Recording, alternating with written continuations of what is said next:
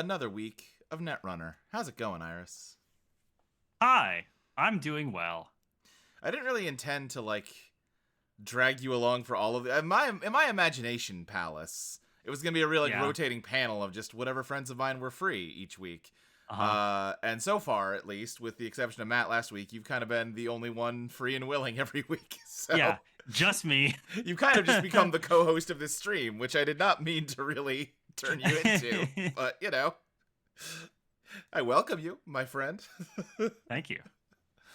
How's your week been? I know that you want some variety in your life and that I get boring. No. Um, I just don't want to.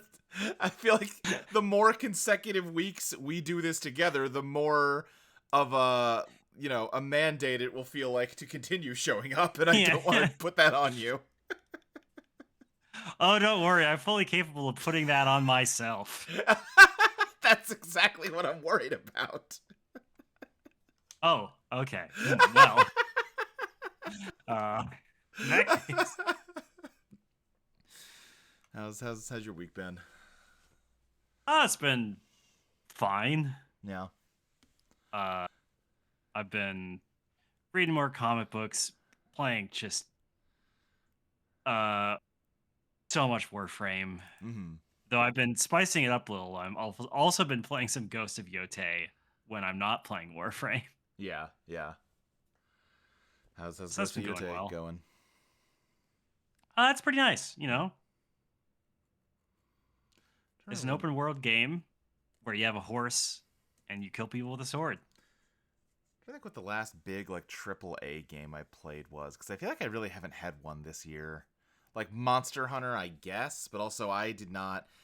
I think I have to accept that I'm not a Monster Hunter guy. I like it, Yeah. but both this and World, as soon as I hit credits, my motivation to keep going and keep grinding the post game stuff, it's just not there. Yeah. I like fighting each monster, but Monster Hunter is not a game about fighting each monster. It's a game about grinding each monster over and over again so that then you can go grind harder versions of each monster over and over again. And that's not... Yeah, exactly. That doesn't... Once you've run out of new monsters to show me, it loses the spark for me, Yeah, that's fair. I respect Monster Hunter, but after both this and World, I think I gotta accept it's not a Luke franchise, which is A-okay. Yeah, Ray, they do make you work for the dress up. They make you work really hard for the dress up. And again, it's by the time I've earned the dress up, what am I going to go use my hot new clothes for? I've already fought all the guys. Yeah. That's how I got the clothes in the first place, I think my big AAA games this year, not necessarily that came out this year, but that I played this year were Star Wars Outlaws, Sid Meier's Civ 7, and Ghost of Yotei. I guess Death Stranding 2, that's a AAA game that I played this year. Oh yeah, it absolutely is. Yeah. There's no getting 100%. It's just, I mean, I did play it to completion, but also it really, Death Stranding 1 at least left me feeling things. And were they all positive things that I felt? No. But Death Stranding 2, I just feel it kind of came and went, Yeah, I was shocked when Jacob Geller put it on his Game of the Year list. Yeah. Huh. Really? It's really just more Death Stranding. If you wanted more Death Stranding, they gave you more Death Stranding.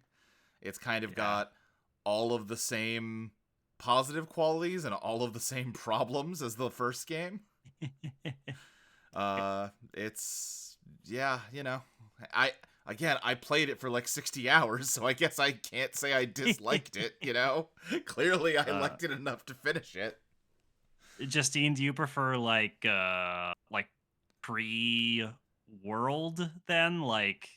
Gen do you like For You or Gen?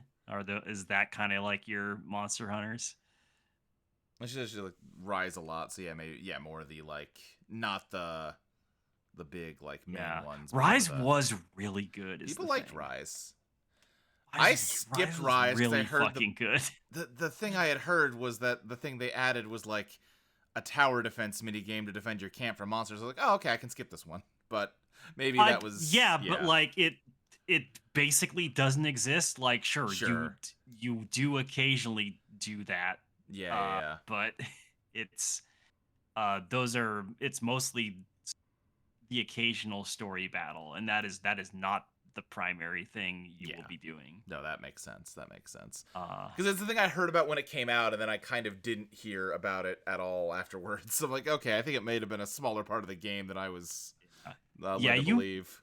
You might want to give Rise a shot. It's probably Maybe pretty cheap to get these days. That's probably true. And also, like, the wire bugs are so fucking good. Yeah, yeah. Justine, the important part is the wire bugs that went crazy. Yeah. I am building a new PC for the first time in, like, I don't know, 13 years. So you picked a hell of a time. I know I did. It was so like I did too. I did this a few months ago, so. But it's like, it feels like, is there ever not going to be a hell of a time? Because before this, it was crypto mining was driving the cost of everything up. Now it's AI is driving the cost of everything up.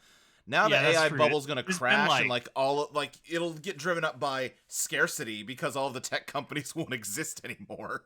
Yeah, true. There have been like 3 years in a row now where it's been kind of rough to make a PC. Yeah. So I'm just like, fuck it. I'll just bite the bullet. I'm going to try to build it in a way that, like, I'm not getting all the most bleeding edge stuff, but I'm trying to get it, good enough parts that it's going to last a good long time, get the most bang for my buck for how much I'm spending,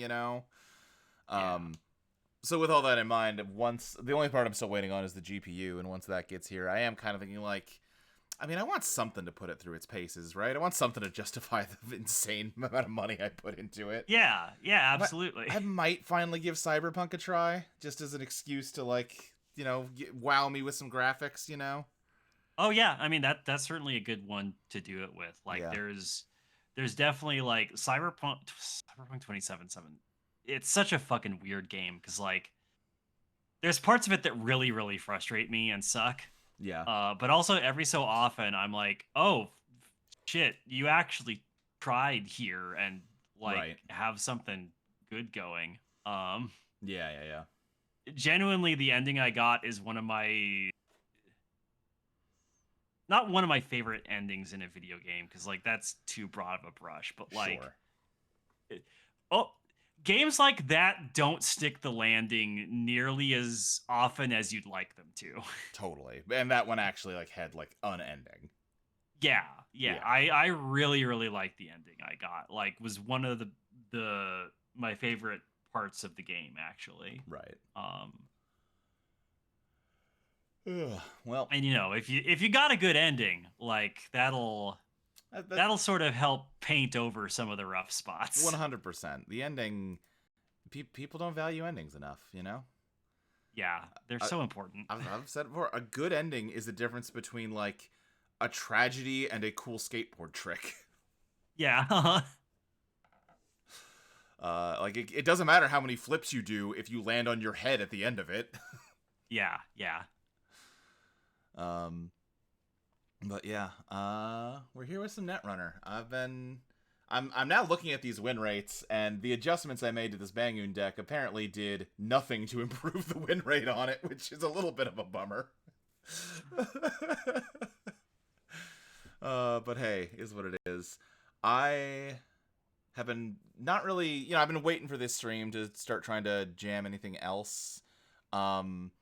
I think I'm coming to the conclusion that although I love Sebastião as an ID, I don't love how he works with the current card pool. I think he needs a better breaker suite than what he's got right now, because Audrey is an extremely powerful breaker, but she requires a very specific game plan and lots of particular support cards. She needs ways to trash assets and other stuff to build up virus counters, which means you are digging for gourmands. It means you are digging for strike funds and steel skins to power her breaking, and it works. It is totally functional, but it kind of demands a lot of your attention and resources. Seb has his own very particular game plan that demands lots of attention and resources. You need ways to constantly be adding and ducking tags. You need lots of connection resources to get as many hits off of his ability as you can. You want to get his console going with a solidarity badge to like fuel it, so you're getting free card draw every turn. And solidarity badge does want the same thing Audrey wants. It wants you trashing cards, but that is like the one intersection between those two game plans, and everything else is like not related to each other, and I think it leads to you having to split your attention too far. Seb can totally win games. Seb has won games, but I think that, pre-rotation, Seb always used Amakua, which was another AI breaker that was just every time you do a successful run without trashing or stealing anything, it gets a virus counter, and it gets +1 strength for every virus counter.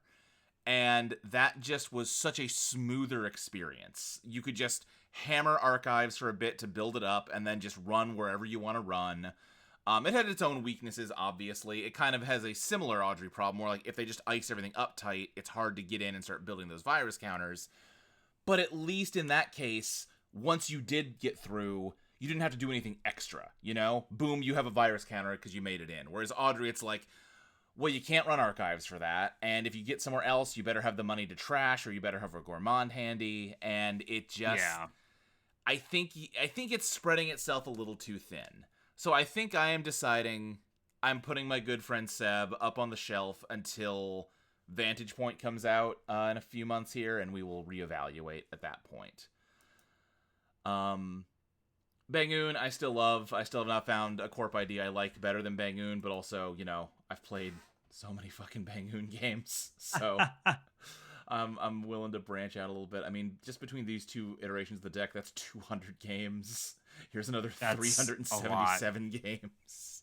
Yeah, that's a lot of Bangoon. It's like 600 Bangoon games since, like, July. Whoa. It's like an average of 100 Bangoon games a month. Jesus Christ. My wife just muttered Jesus Christ under her breath. Sync. I have a job that is usually very slow in the middle of the night. I'm mostly there to supervise and make sure nothing catastrophic happens, and I gotta pass the time somehow. I understand, but why only this? It's not. I write, I edit podcasts, I do other things too. Okay, you say so. Listen. I need to write more. I also need to write more. I wish I had a job where I could just I guess I sort of do, but I do get interrupted a lot. Yeah, I do very much. I do frankly need to rebalance and write a little more and play a little less Netrunner with my free time, because last year I got like 200,000 words worth of stories written, and that's a lot. But I think this year it's a much. I have not totaled it up, but it's not 200,000. I'll tell you that much. Yeah, I have done fucking nothing, and I'm a little upset at myself about it. Yeah, it's hard, Writing can be a tricky task. But yeah, so thinking through what we're doing here tonight. So far on these streams, I've showcased this Bangoon deck a lot. I've done this RH deck, so we've done some Jinteki, although this was not very, this was kind of not a Jinteki-ass Jinteki deck. We weren't trying to, do a lot of damage. We were kind of doing something a little different with it. We have done HB. So the one Corp faction we have not done at all is NBN. Yeah. And I don't love where NBN is right now. If I was just purely following, you're not an asset spam guy, right? Well, yeah, you kind of have two choices with NBN at the moment: Epiphany Analytica asset spam, which is not really my tempo, or Nebula Fast Advance, which is closer to my tempo. But Nebula is just an extremely linear game plan that I find. It just either wins or it loses, and it kind of feels like you're flipping a coin every game, Yeah. That said, maybe we can give it a try and see how we do with it. Just for variety's sake. Looking at runner factions, I guess technically, since we did play Seb last week, it's been the longest since we've done Shaper. I kind of want to see if we can make something work in Anarch, though, with a different Anarch ID. Yeah, I'd be up for that. Anarch's fun. Yeah. So why don't we start with Nebula, because I have played some Nebula before. I have a better sense of what I want out of it. And let's see what we can do. Oh yeah, I did try a little bit of Built to Last. I ended up deleting the deck because my thinking was, okay, yeah. Bangoon, bacon, tomato, and lettuce. Bacon, tomato, and lettuce, baby.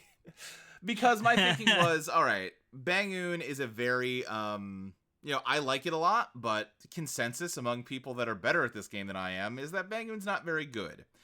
And in theory, Built to Last does a lot of the things that I like Bangoon for, but it maybe has some stronger fundamentals. It's easy to make money. It's easy to get good defensive ice going. You have a smaller deck minimum, so you can get to your important cards faster. So let me try slapping a Built to Last deck together. I wasn't trying to do anything fancy with it. I was trying to just, jam. I did not net deck it, but I'm like, I've played a lot of BTL. I know the basics of what they do. This deck did horribly, and I don't know if that's because I have some kind of flaw in the deck building, or I'm just not used to playing BTL, or if maybe my brain is just wired for banging, baby. But I deleted the deck because it wasn't doing it for me like I was really hoping it would. I'm surprised you didn't put any of the trap assets in. Why is that? I mean, I kind of have to use. I've got stuff I'm using that influence on, True. It's just usually from the BTL decks I have seen, is that they run minimal remotes, maybe one or two. Yeah. And the idea is that they ice up the remote, they're not Turbo Glacier, but they ice it up enough that it is a pain in the ass to get into. Right. So the runner has to make a decision of, do I want to try it this turn? Do I, when you bait the hook, does the runner go for it? And the runner not being sure whether or not this is a thing they should hit now, right, is a part of that. Yeah, I think the philosophy I was going with, and what I've generally seen more from BTL, is similar idea. But instead of it, you spent all that money in just to hit, an Urtica Cipher or something. Instead, it's, you spent all that money, you got an agenda, guess what you can't afford to dodge now is the three measured responses I've got in my hand, Yeah. So similar idea. I'm just trying to get some strong ice up, advance it out, win, score, and if you try to interfere with that plan, you're just going to get blown up, Yeah, Justine, I've seen a few lists. Most BTL lists don't have the cowgirl in there. Yeah, Angelique is not a terrible idea to put in here. Especially in a variant where I was using more traps. Yeah, I could totally see that. There was a pretty popular variant going around a couple weeks ago that used Clearinghouse. Kind of under, again, the similar idea of you got to pick your spots on this server costs so much money to run, and that's the one I'm thinking of. It's Clearinghouse and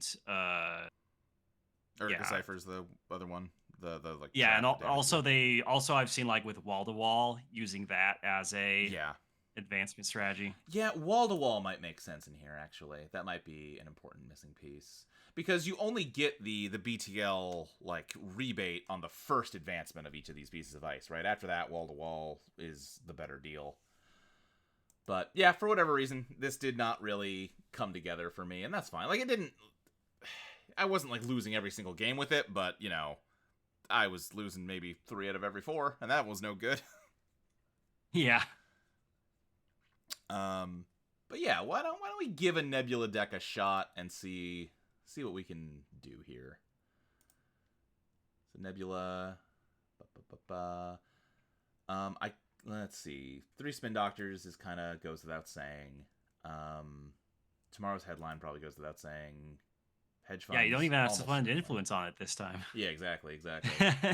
That was something that you didn't really... We sort of briefly touched on it when Matt was here last week, but it's a weird thing. Because Spin Doctor is an NBN card, I feel like that makes balancing NBN IDs trickier, because you have to... When you're making an NBN ID, you have to keep in mind, in addition to whatever ability it has, it functionally has 3 more influence than every other faction, Yeah. So I think that can be a little tricky to come together. Justine says, feel like I barely play any Waylands that don't play Angelique, mostly because Wayland loves measured response right now, and that does help. Yeah. I also love Angelique. I was thinking about someone that I play with locally pointed out a really nasty interaction. I'm immediately navigating away from this Nebula deck, but whatever. I've barely started it. So I have got Tucana in my Bangyun deck, which, when an upgrade is scored or stolen, I get to search my deck for a piece of ice, install, and res it. And they pointed out something you could do is if I could find room influence-wise for 1 or 2 anemones, what you could do, when you res this ice during a run against a server, you may trash 1 card from HQ to do 2 net damage. So if they steal an agenda and trigger Tucana, I can install and res an enemy on the server that they're accessing to immediately and trigger because an the enemy. run technically isn't over yet. It's still during the window that an enemy will fire, so even with just Angelique and the agenda, you think you need 4 cards in hand to survive that, and then whoops, here's 2 extra damage, you're dead, actually, stupid. Okay, that's really funny. It's really funny, and I might need to give it a try. I just need to figure out what I'd cut to make room for it. Yeah. Because it's an... because that's 2 influence. It's not cheap. It's not cheap. I think the DRMs have worked out really well. I think it would end up being you cut a bite for it. Just like, hey, you got 1 bite poisoning the centrals, and an enemy kind of works like a free bite whenever you want it. Yeah.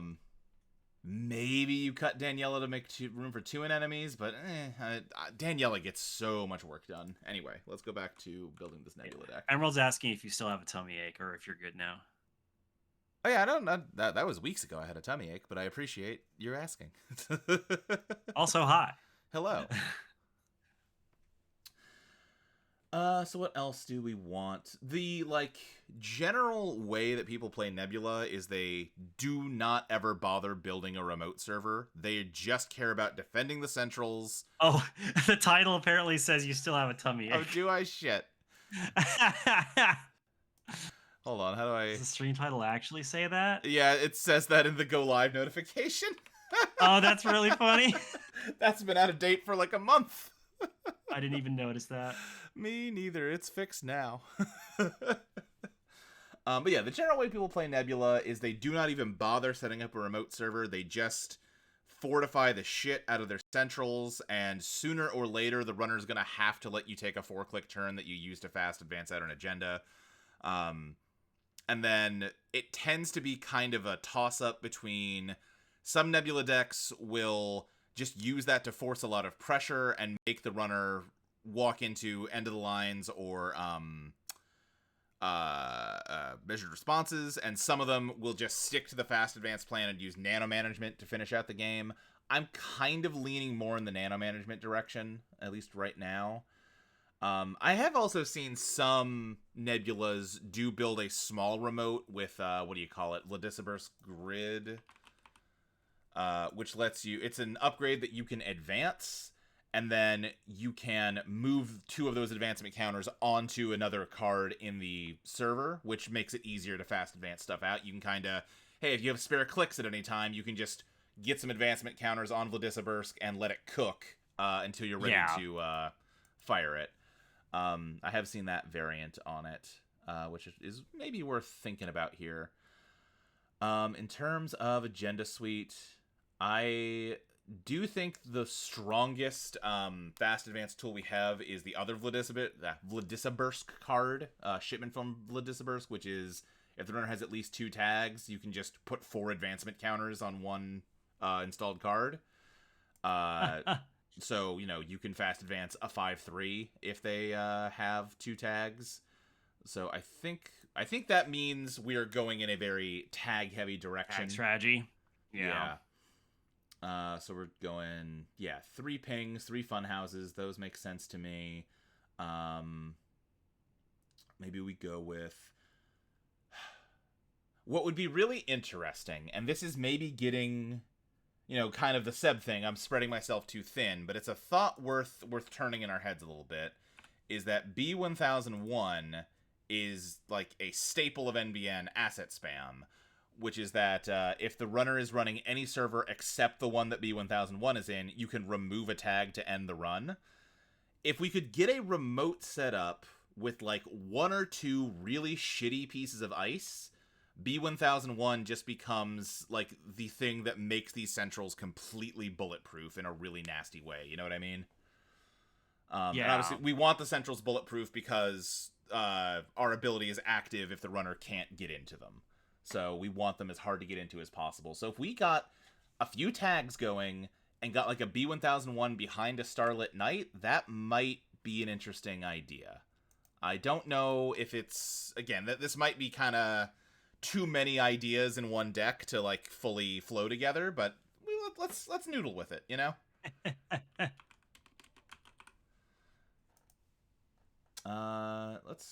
Let's grab some city grids. Sure, they're expensive.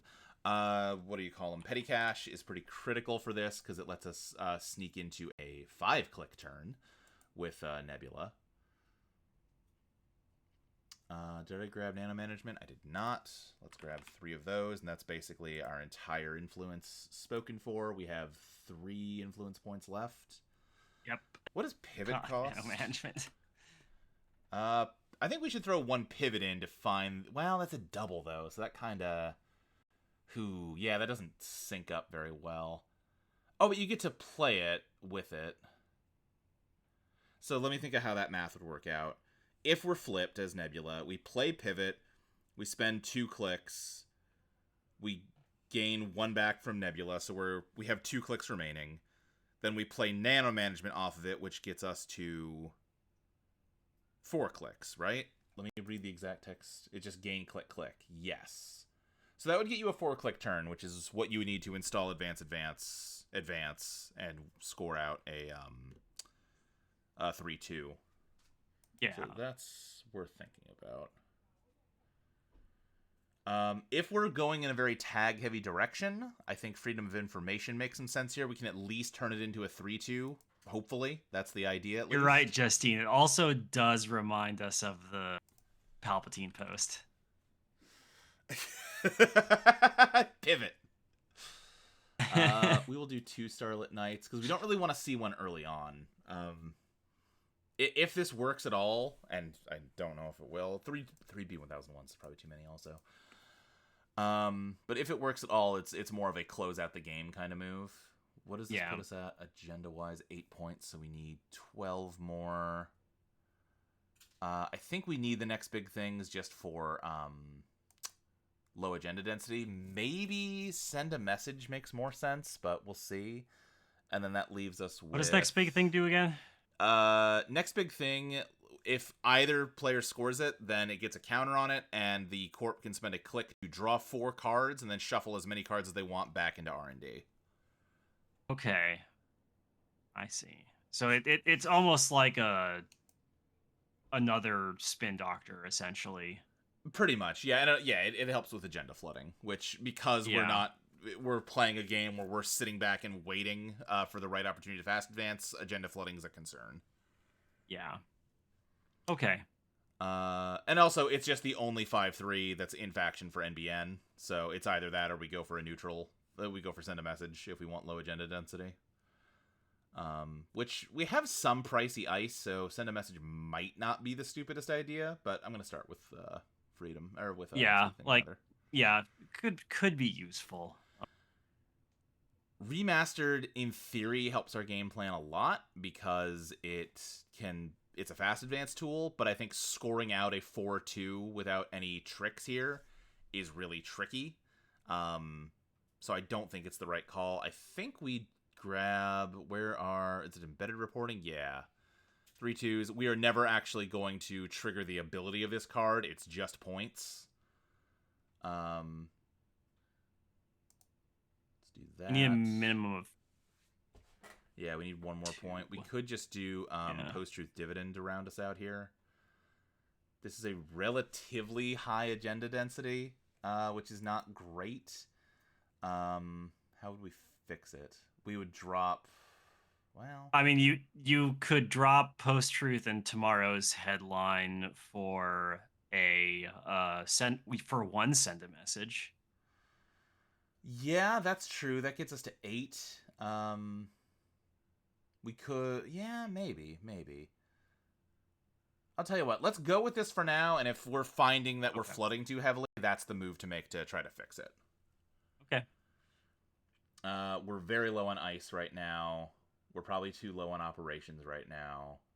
We have 13 slots to go, so...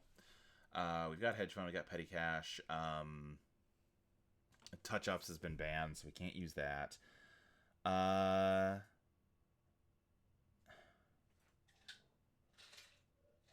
Wait a second. Oh, you know what? Because I've been using digital rights management in my Bangyun deck, and this might be interesting for... Because ideally, they're not getting into HQ anyway, which means we can play this. Yeah. On a turn where we're flipped, we play DRM, search out an agenda, install it, get a click back, and now we have 3 clicks, so we can just force out a 3-2 with it. Okay. I like that idea on paper, at least. We'll see how it works in practice, you know?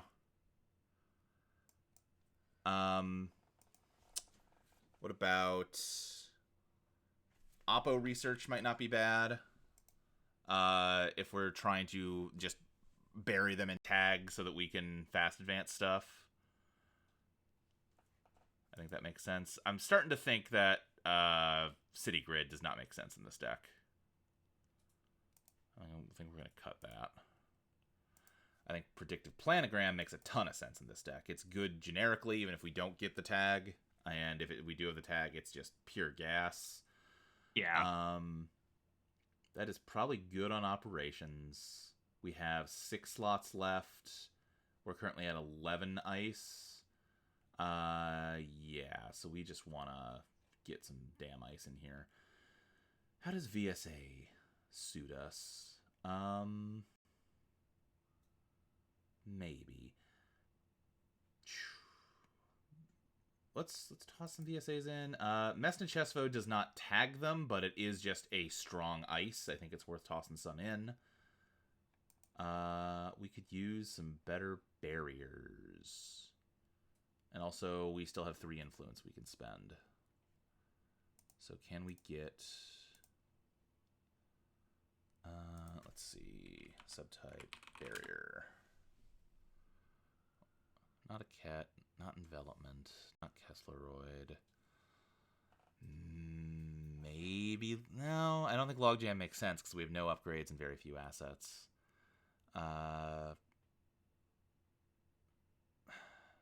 Askarovka works as just a generically solid barrier. Or some other good barriers. Hagen out of HB, maybe. Or just Brawn, if we really want to go whole hog here. What's Hagen? Yeah. Yeah. They're both a little pricey. Yeah, that's the problem. Pricey I mean, Hagen would use up the influence slots. Yeah. Influence, yeah. I would love a 1 influence barrier here that does not, that we could have 3 of. Does Wayland have anything? Yeah. Oh, Wayland has Tree Line. Oh, Tree Line might... Yeah, Tree Line's not a terrible idea. It's weak to Boomerang, but hey, nothing is perfect, right? Yeah. I could see either going 3 Tree Lines or 1 Tree Line. Yeah. Either 3 Tree Lines or 1 Tree Line, 1 Brawn. I think both make some sense here. Yeah. Let's go with... Let's start with 3 Tree Lines and see how that feels after a game or 2. Oh, and we are over our limit. We got to cut a card. I think I miscounted at some point. Let's... What do we want to cut here? We can cut 1 Oppo. We don't want them early on. We want it more of as a game finisher.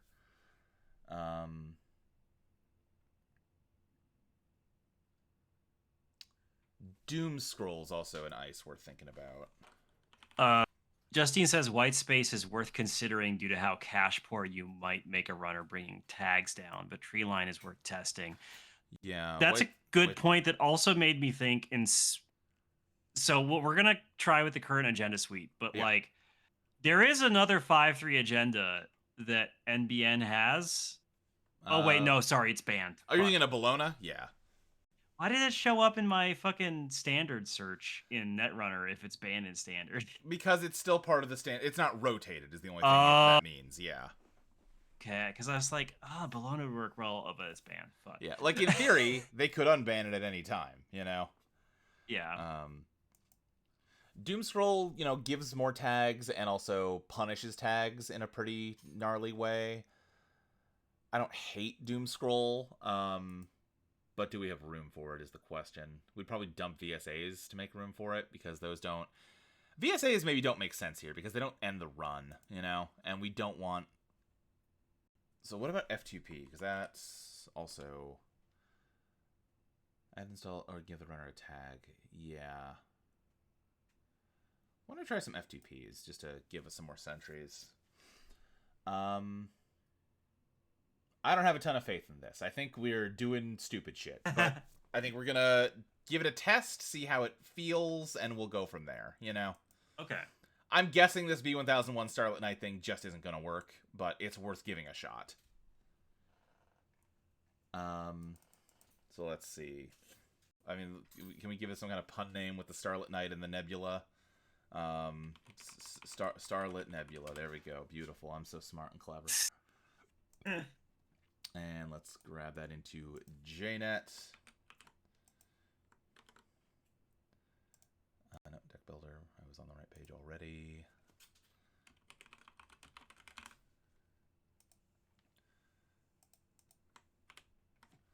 Let's see how this goes. Alrighty. Remember to put that you're streaming. Thank you.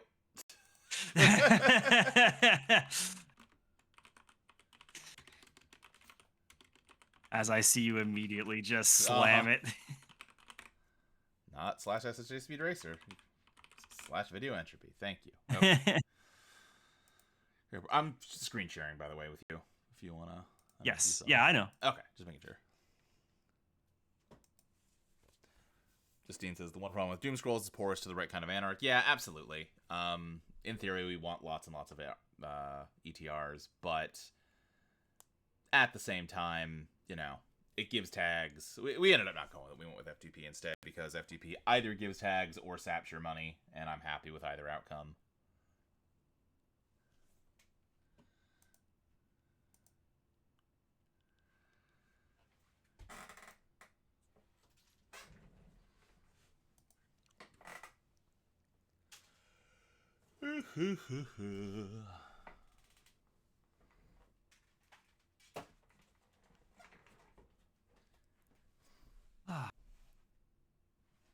You good, Chelsea?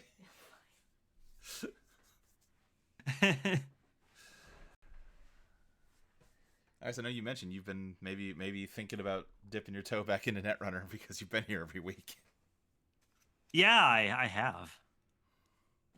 I think I want to just do some like non-streamed matches with you, just to like, sure, clean the rust off. But yeah, I'd be up for doing some games on stream again.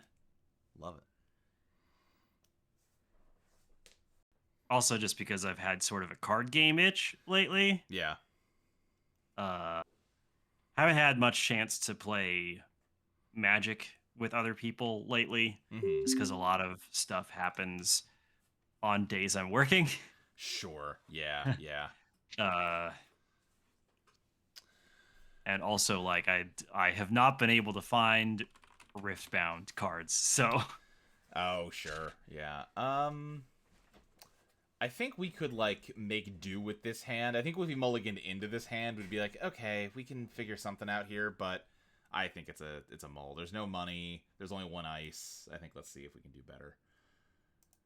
And see, this is immediately going to be the tricky part, is that Starlit Knight coming in early, I don't care about. B1001 coming in early, I don't care about, So the question becomes, they can almost certainly flip us back if we flip this turn.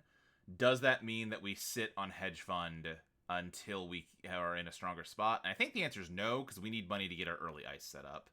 So yeah, you just need money. Hedge.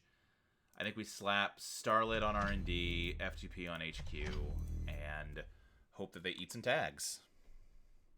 You don't see a lot of Topons. I've seen a couple lately. I think, again, because it's kind of the off-season for competitive Netrunner, people are feeling a little more experimental, which is fun, but... Yeah, I mean, I was almost going to suggest you try Topon for your Anarchist. You know, we can give Topon a try. Why not? Just because their ability seems fun. Yeah. I have never played with Topon at all, so we will see how they fare for me. And Anarch still has like plenty of cards that like still do things when you discard them. Yeah.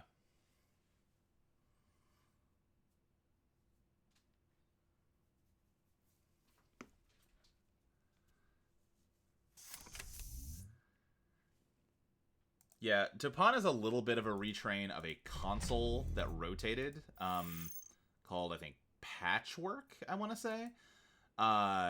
And Patchwork was a very popular console, but the problem with Topon is that they take meat damage to do their thing, whereas Patchwork let you discard a card, so you got to pick what got discarded, you know? Oh, okay. So it's... Wait, am I misunderstanding what meat damage random? Yeah. Oh, okay. Yeah. Like, if you're playing in person, you would shuffle your hand and then fan it out for the corp to pick a card to trash. I see. Okay. Ooh, okay. Not loving anything that's happening here. We need an operation to try and get going here, and we're not drawing one. We might just do some spinning to try and get a better looking hand here. Yeah, I wish there was a Genteki equivalent for Riftbound, but I think Riot is the sort of people who would not take kindly to a Genteki style thing existing for that. Yeah. All I know about Riftbound is that we do Netrunner nights on Tuesday nights here, and Tuesday night is also Riftbound night at the card shop, and it is so popular that we're beginning to get worried that we're going to be asked to leave so that people that play a game that the card shop sells can use the tables we play at. Do I pop this second Spin Doctor to put this hedge fund back, or do I make them spend $2 to trash it? I would love to see an embedded reporting right now, is really the thing. Let's make them trash it. We can always spin it back with the last Spin Doctor when we see it. What I should do is just somehow convince you to play Magic with me on Cockatrice. I want the record to reflect that we've drawn a total of 12 cards so far, and so many agendas. 5 of them have been agendas. This sucks. Oh. Okay. Well, and you already got rid of you already burned your Spin Doctor too. Mm-hmm. Okay. Well, I don't want to drop that. I don't want to drop any of this. Yeah, flooding might be a concern, Justine. I think let's do this and bet on them not checking archives. If they run this and That's eat a true, tag, Ray. It is only fair that Luke plays Magic. Here's the thing. Magic's a lot pricier. Not if you play with Cockatrice. So they're immediately checking archives after I said let's bet on them not checking archives. So that's great. That's good for us. Okay, they are going to eat tags off of this. They will flip us, but I will happily double tag them in exchange for that.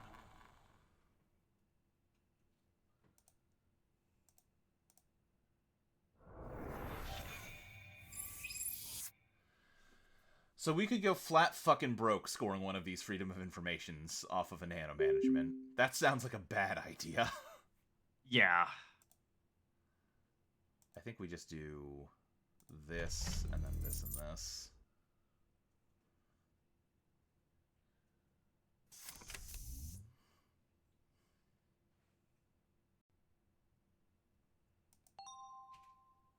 They're blinging.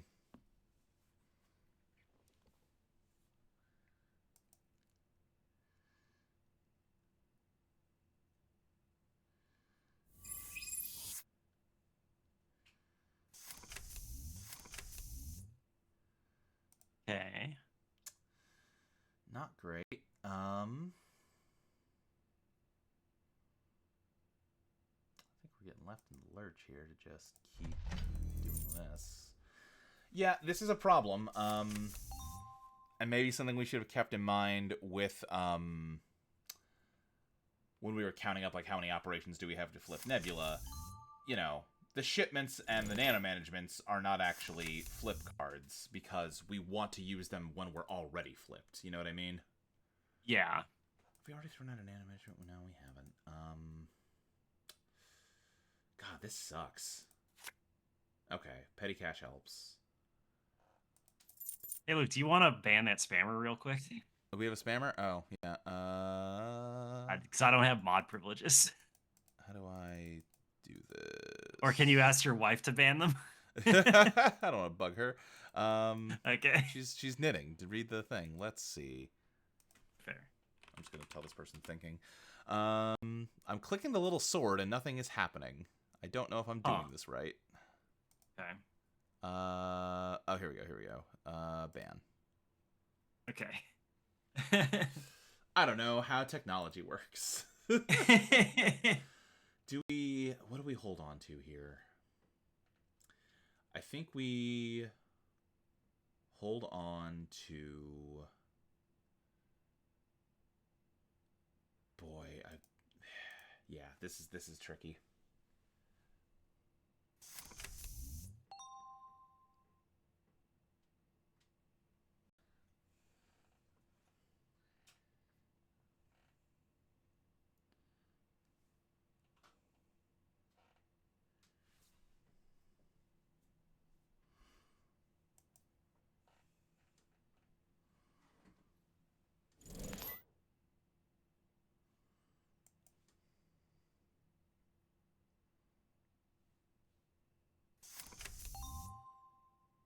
Is the idea that like you won't need to ice up a remote at all? The idea is we will never...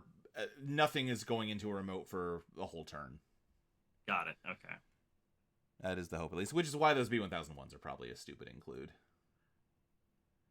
Just replace them with, like, non-equivalent exchange or something.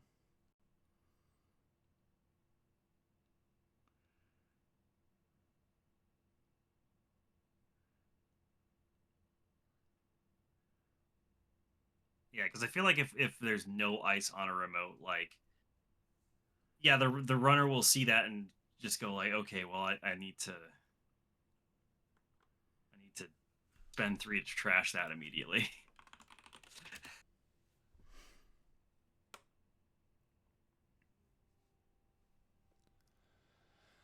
Yeah, I mean, right, like, my thinking when we were building it was if we get a single B1001 behind a starlit night, once we have gotten tagged hell going, it's pretty impossible to get at without, like, a pinhole or something. But I think, kind of what I was alluding to before, I think that's spreading ourselves a little too thin. Maybe, I don't know.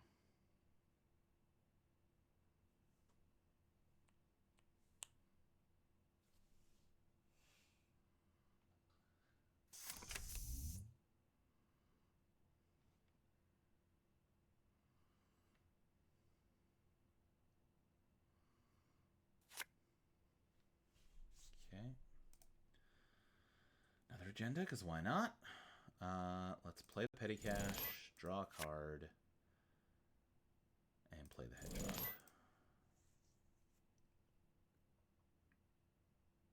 Now they are going to run because they don't want us doing a Nebula turn. Yeah.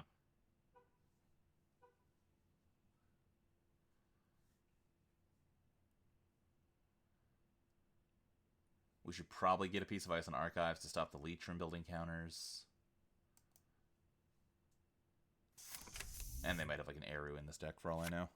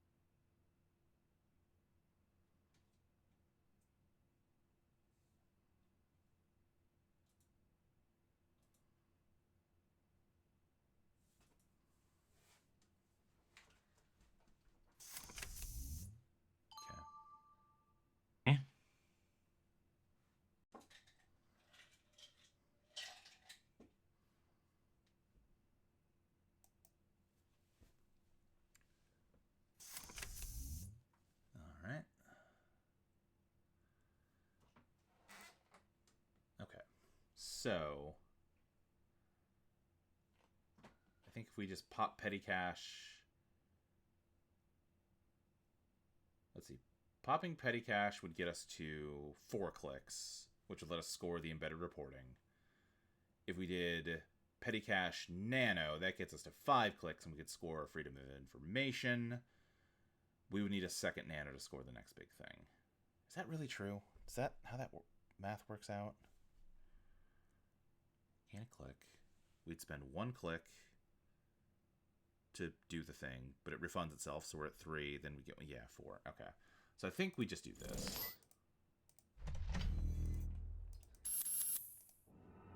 Get points on the board here. How do you ever score the next... Did you need 2 nano managements to score next big thing? That's what I... Yeah, I guess shipment from Vladisber's because how you score next big thing. Which is less reliable. And they've got their full breaker suite up, so I think we are probably in trouble.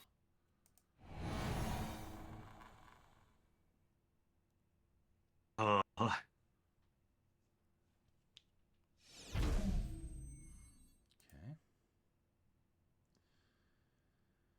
Oh my god. Oh god, this sucks so bad. 1, 2, 3, 4, 5, 6.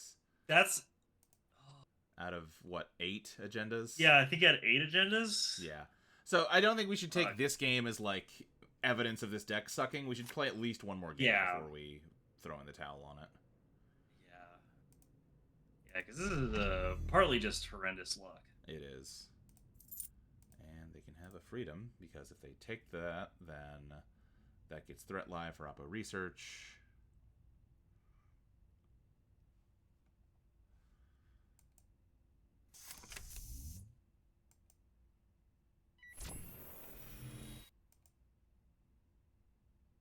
Not taking the bait. No. Or they might just be trying to run HQ first. Hey, if they hit a 3-pointer here, then run archives, they just win. So yeah. They did not see anything important, but they flipped us back, which is probably all they really cared about. Are they gonna run archives? They're not. No!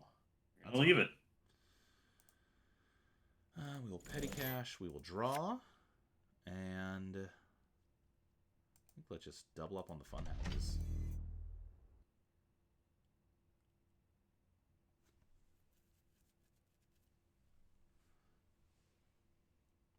Do still have a pretty good cash flow and have no tags. We're okay on cash, but the problem is all the combos this deck wants to do are pricey. Yeah. And yeah, they're about to like double their money the next time they play a card. What is over here? That only costs them 2 to break or 1 to break if they use that. God. This sucks. Yeah.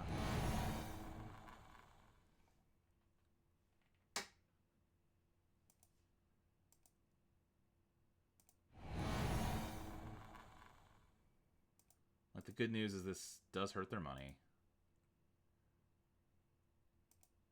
And the better news is they're not hitting a fucking agenda on here, I'll tell you that much. Yep.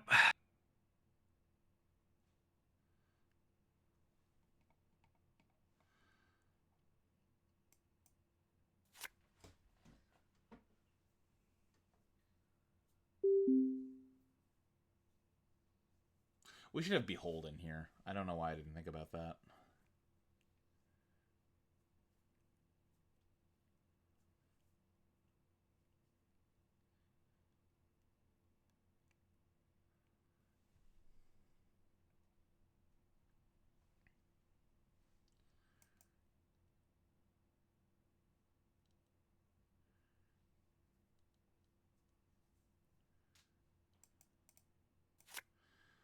All our hedge funds.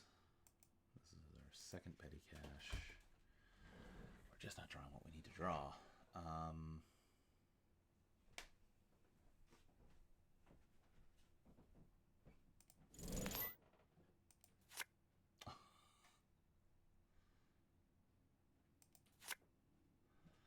Why not?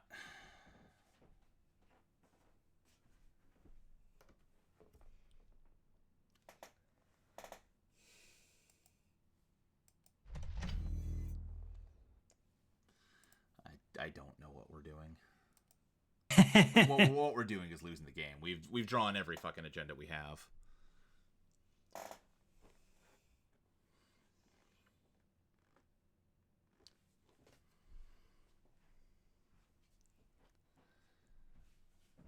Yeah, Behold just like matches the game plan very well. It gets those shipments from Vladislavsk working a lot better. Our only potential out here, it's not a real out because they are absolutely going to use Ashen Epilogue. I was going to say maybe we can fucking just grind them down on cards, but no. They are grinding themselves out because they're going to Ashen once they have everything set up.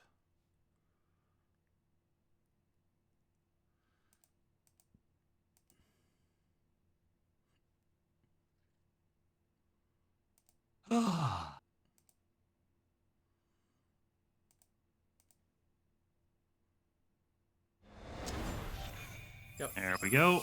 And there go the tags. This is just, yeah, we're not accomplishing anything with this deck.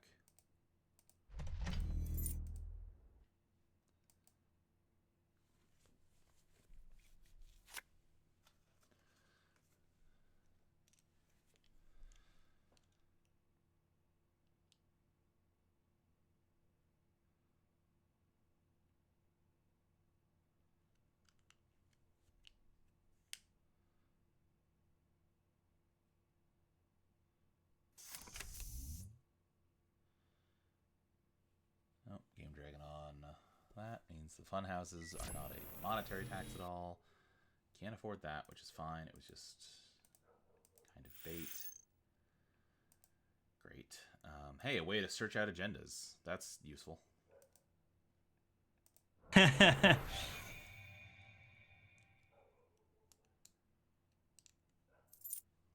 Oh, wait. Oh, you can't score agendas with DRM. Oh, never. That was a dumb include. I totally fucked that up. Oh, no. Yep. That is why people don't use that already. That makes sense. I should have paid closer attention to the rules text, but I just assumed you knew what you're talking about.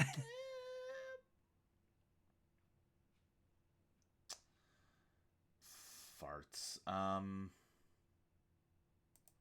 Like, I'm at the point where it feels like it's time to concede, and I'm not doing that because it feels rude. But, like, we can't win.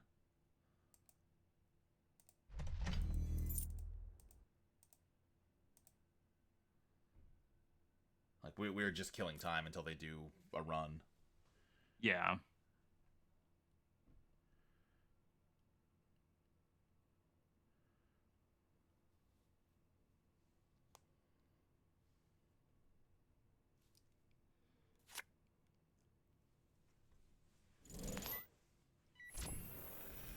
Yep.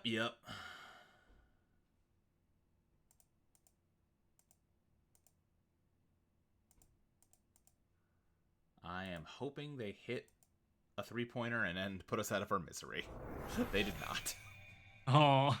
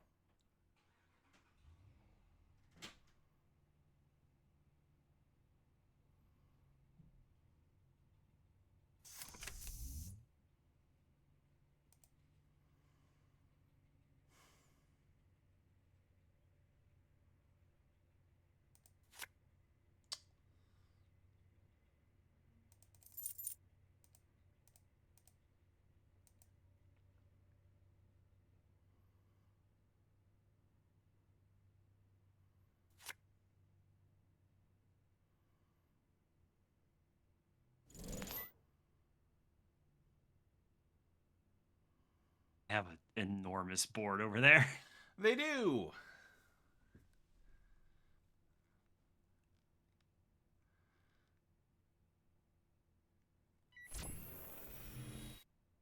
Have to just not bother rizzing anything and just let them in. That's fine.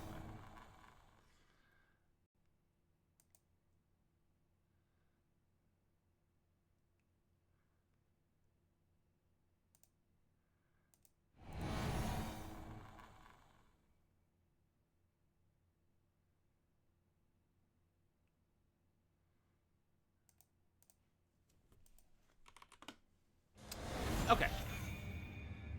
Let's be polite because we're on stream. And let's back out and fix this broken deck because it doesn't work. Yeah. What happened to... Oh, not that. Hitting the wrong key. Stop it. Stop it. Stop it. Okay. Fuck off. There we go. Control okay. Okay. Bah. Let's do my decks. See what we can do here. So, I think we got two paths in front of us. One, we can try to optimize more for the no remotes, fast advance Nebula thing, which is just kind of what Nebula do. The other path would be if we wanted to try and build a remote server, then we need to put more work into building a remote server. You know what I mean? We need more assets that are worth putting on the table. We need better ice that actually ends the run. 3 tree lines might not be worth it because it's great early game, but it is a wet paper towel late game. You know what I mean? True. So let's edit this. Let's think here. We're gonna put 3 beholds in, and we will find room for it. What do we want to cut for that? We got flooded to hell and back on that. I'm not quite... Well, we got 9 agendas. That is a lot of agendas. Yeah.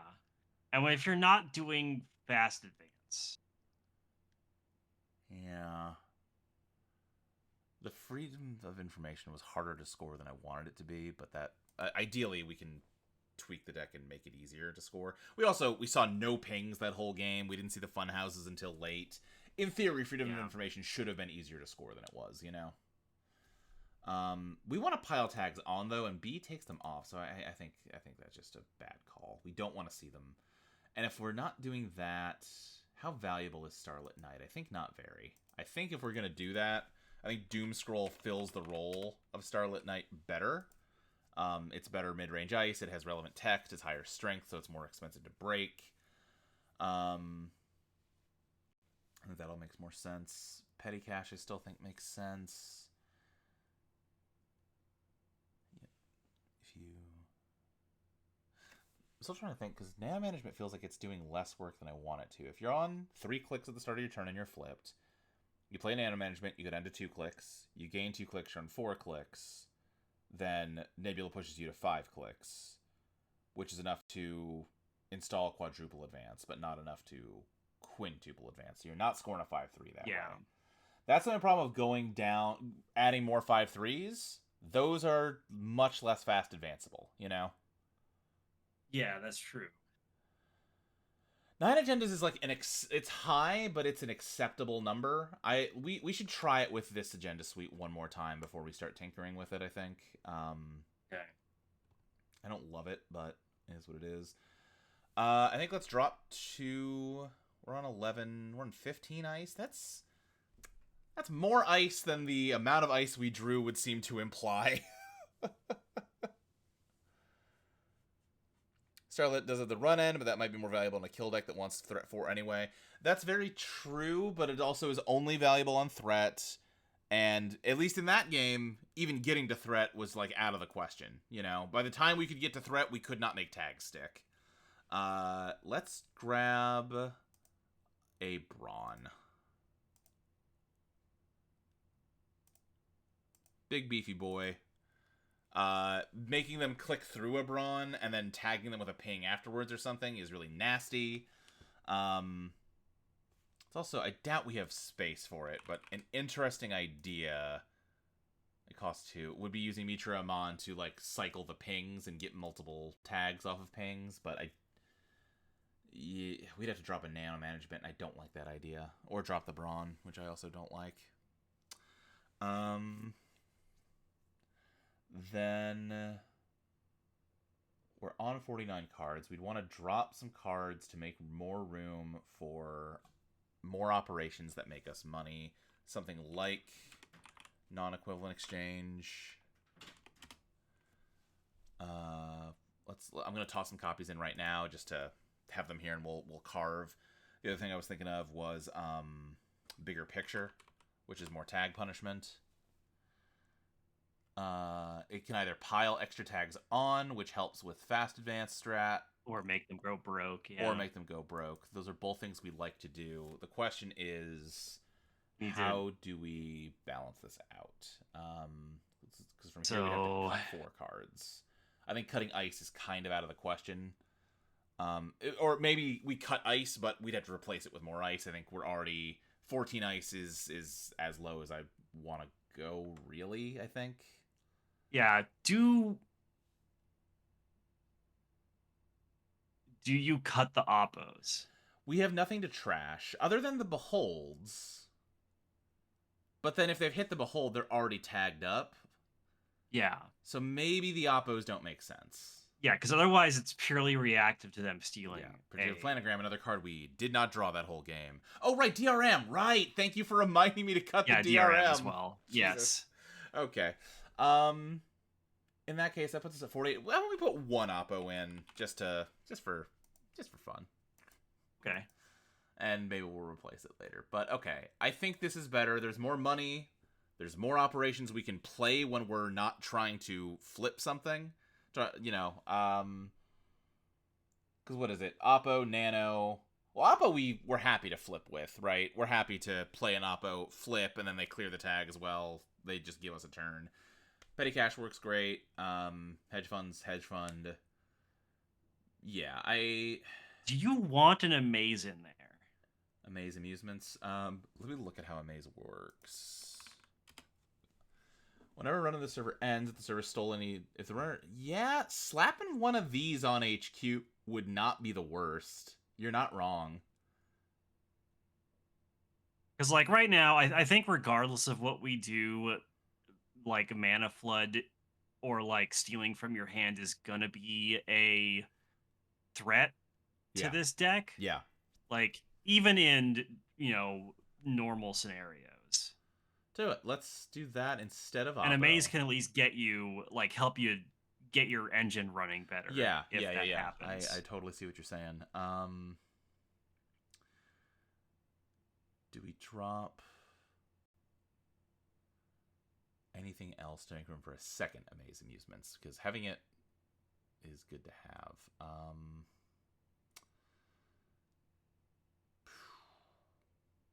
Let's go with just 1 for now, and we'll see. If there's a card that feels like it's not holding up its end of the deal, then we can always, yeah. Let's save that. JNet format, bop. Deck builder, edit. This name no longer makes sense because we cut the Starlit Knights, but that I don't care. All right, let's try this again. Streaming twitch.tv/video entropy. We'll see if I'm going to copy that. We'll see if I remember that I have it copied and can paste it next time. Yeah.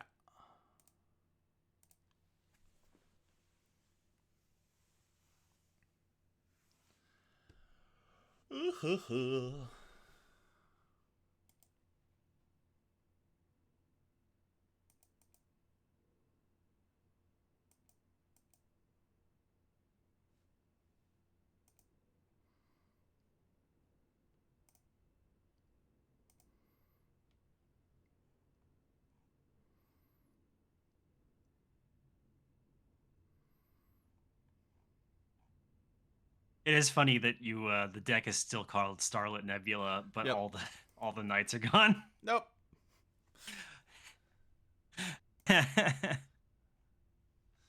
This is how the process works. This is also, I was trying to see, like, hey, Nebula feels like it's kind of a solved ID. Like, basically every Nebula list looks identical. Can we try to put a little bit of spin on it? And the short answer, no.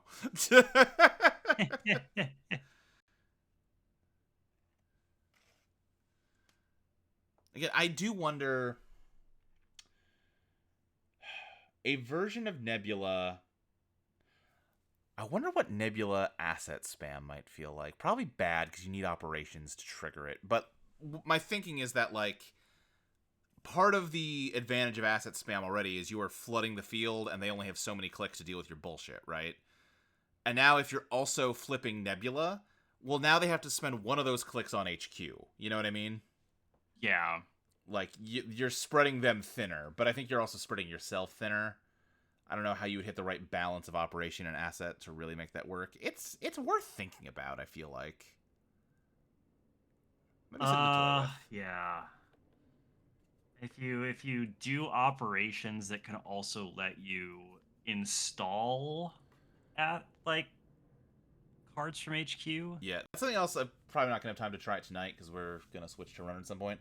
I played against a really brutal Alco deck last night that had it was a like Jinteki asset spam, so it had like Bladderwurts, which just nickel and dime you damage wise and also give the court money.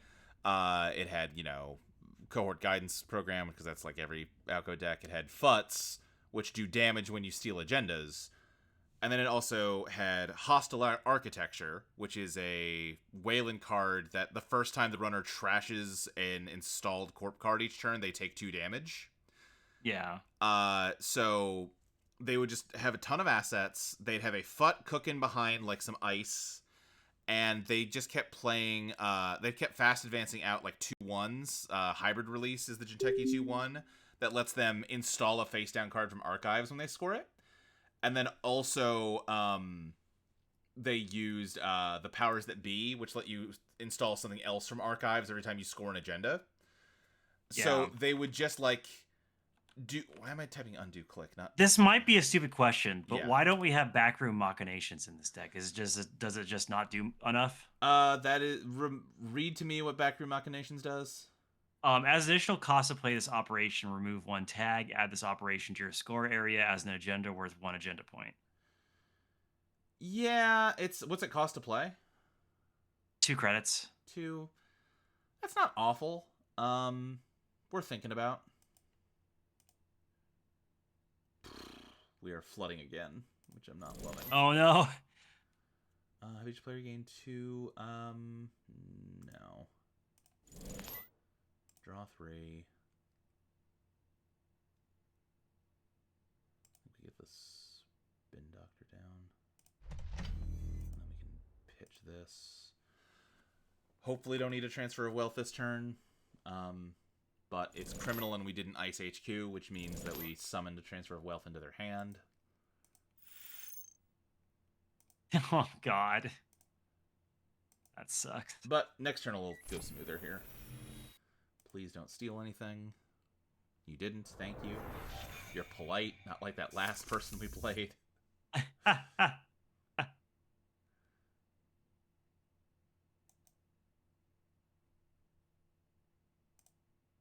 Okay. Petty Cash, now we flip. Funhouse, Doom Scroll, end turn. Okay. Okay. I'm feeling okay about this.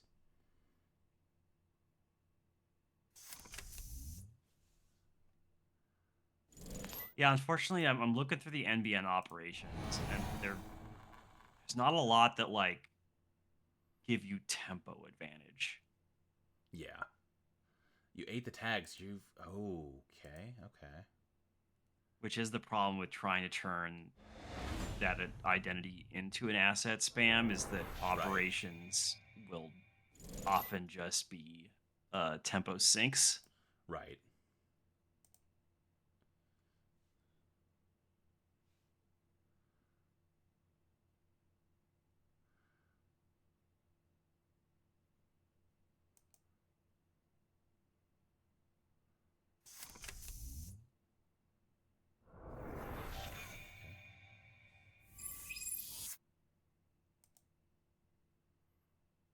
Patrol operations? No, those are all just money makers. Yeah.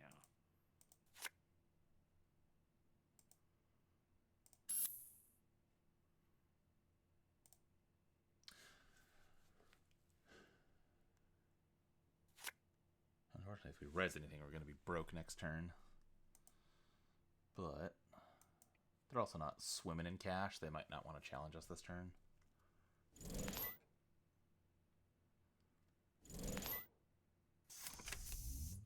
Yeah.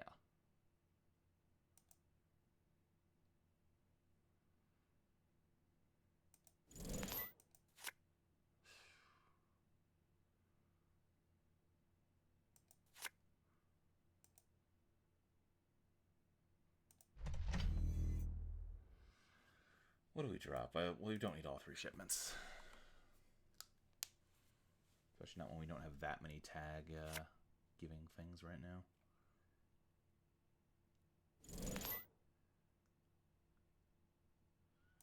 Walking into the Doom Scroll, which I'm not mad at all.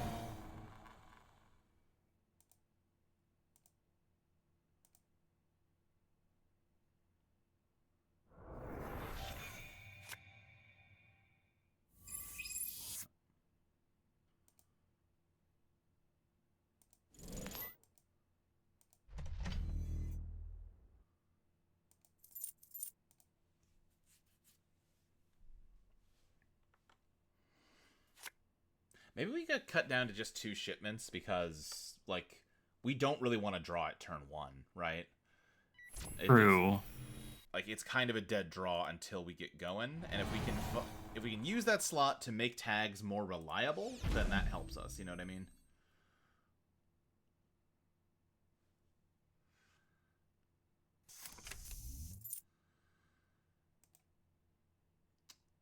Okay, well, we're flipped, and we have what we need to fast advance, but we have no money. So that sucks. Yeah.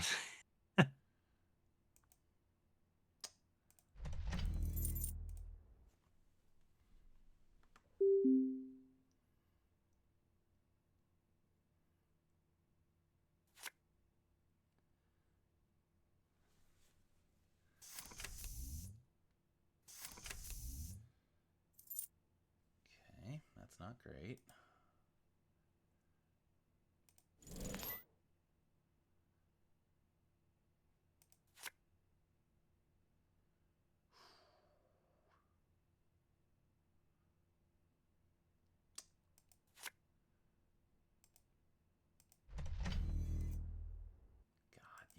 We're just not building tags the way we need to.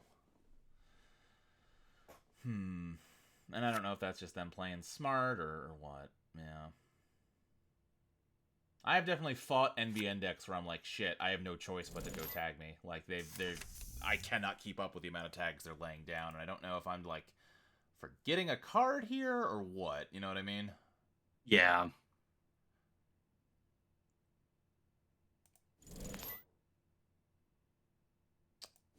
Let's get some points on the board. I don't like ducking down this low credit-wise, but we gotta do what we gotta do. Oh, alright, Hermes, yeah. Hermes is not a friend to this deck. That is for sure.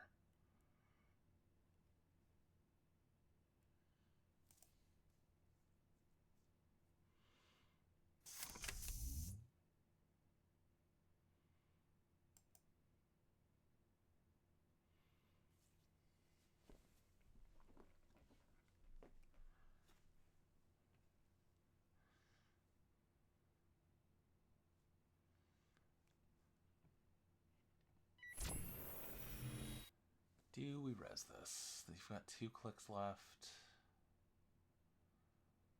You're going to spend one of them clearing this tag. We go broke if we res this.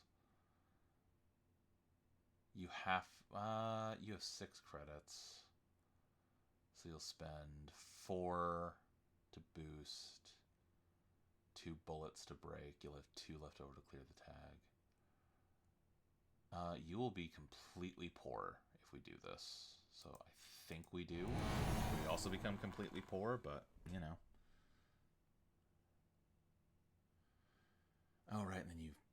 do this to derez something on us, which is unfortunate.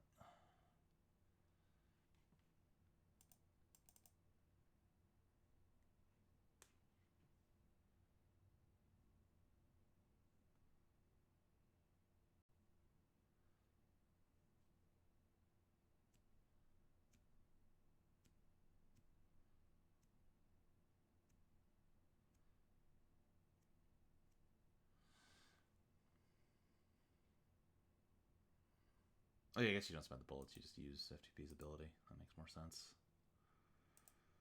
Encounter ice.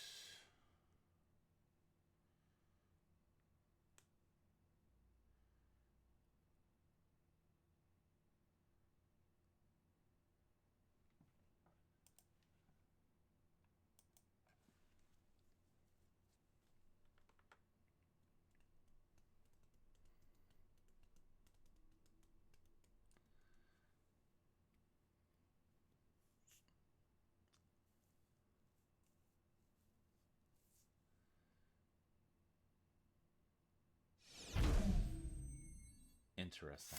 Okay. I guess, well, yeah, they've got a lot of cards in hand. They don't want to throw them all out. I wanted to get Miami down. I'll accept it. Hey, bigger picture. If we ever get one damn tag on them, we're feeling great. I think let's use this to get our money back up. Draw. Draw. Install. What do we have in here? Nothing.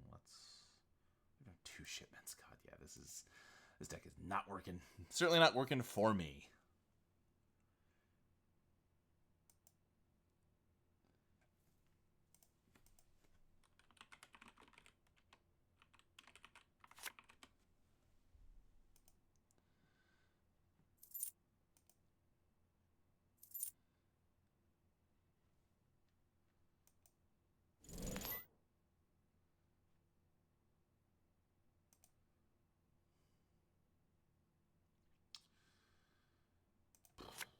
Okay, there's a Behold. I think we'll just credit and dump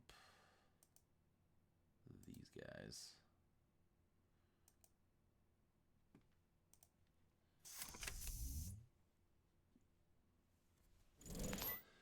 Like, I'm racking my brain. Like, what is the game plan to win this? You know, and I don't. It's not clear to me, which is a good sign that we've got a bad deck.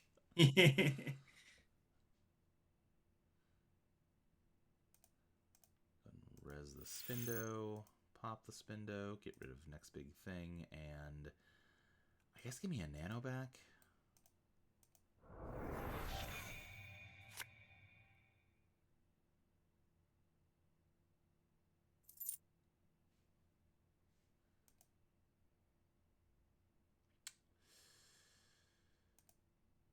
Put down Spin Doctor.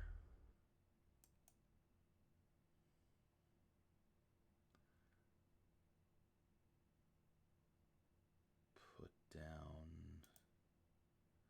I mean, one thing I will say, they've let us stay flipped a lot, so maybe we just start trying to money up and just force it, you know? Yeah.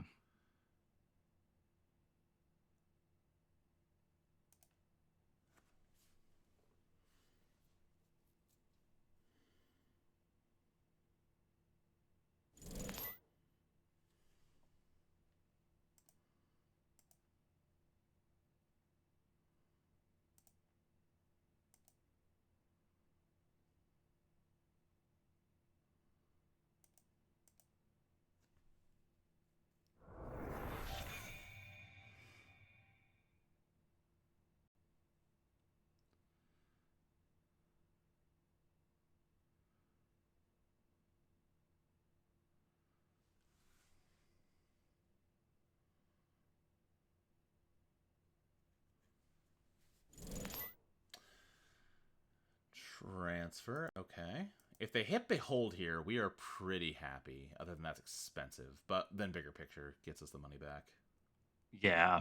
I'm trying to see if there's any other deck lists that are similar in there's definitely style. I think if you just look up Nebula and look up Nebula decks, you will see pretty much everything works more or less like this.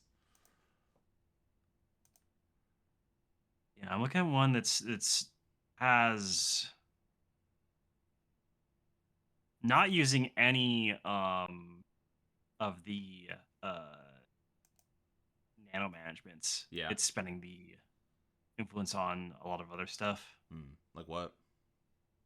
3 brands, 3 business as usuals, and a red level clearance, as well as a Sumoxamoon. So you said 3 brands, red level clearance. What else? Yeah, 3 brands, 1 red level clearance, 3 business as usual, 2 Sumoxamoon, and a drafter. Interesting. So they're not trying to kill. I wonder how they win. It seems like it's just okay. They've got 20 operations. Oh, I can't get that. Yeah. 3 business usual, 3 hedge fund, 3 non-equivalent exchange, 3 petty cash, 3 predictive planogram, the red level clearance, a sudden commandment, and 3 your digital life. Oh, sudden commandment's how they're doing it. Sudden commandment might be worth thinking about here. We'll go ahead and just get our money back, I guess. Also a Hollow Man and 3 Vladisburg city grids. Gotcha, that's how they're doing it. So a lot of yeah. Yeah, so they're kind of going. They are trying. What I was saying is maybe you can do something that is a little more horizontal, a little more conventional, and just like boosting yourself with Nebula a bit. That's interesting. Yeah, that might feel a little better to play, honestly. They went 6-1 at Worlds, so hard to argue with that. Let's do.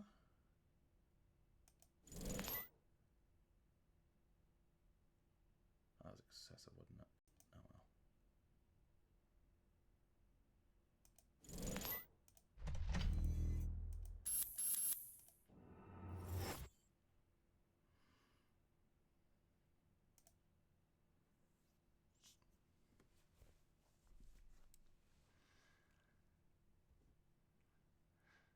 I think we might be able to pull this one off just because I think they needed to be more aggressive on us. They spent too many turns like not pressuring us, which kind of let us like relax. I think if they hadn't allowed for that, they'd be in much better shape than they are right now. I think I'm gonna spin just to reduce the odds of them hitting an agenda. Hell yeah, okay.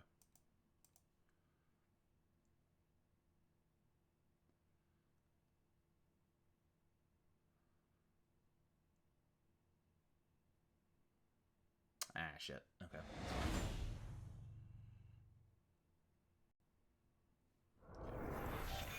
This is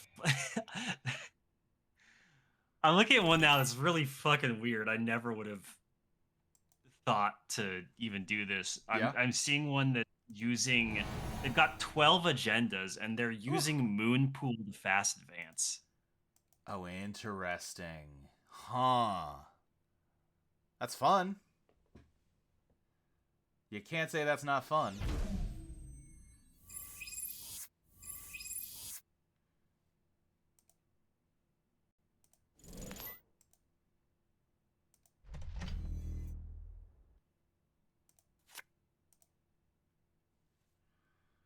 Guessing they clear this. They seem more afraid of tags than they need to be. Like, they're bad, but yeah. I think they're letting themselves get too psyched out by the tags.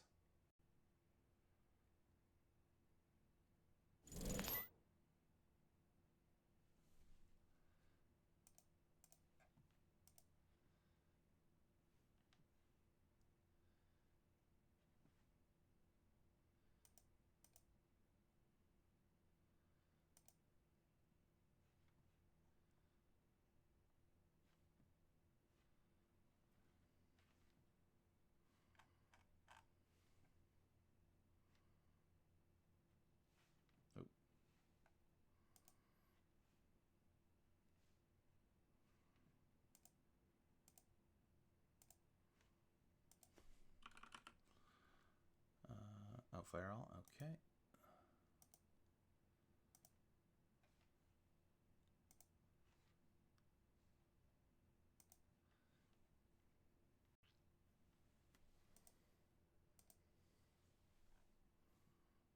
Marlena just took her pork out of the oven and did a impressed whistle and then muttered "holy shit" under her breath. So I'm thinking it's probably pretty good. Hell yeah.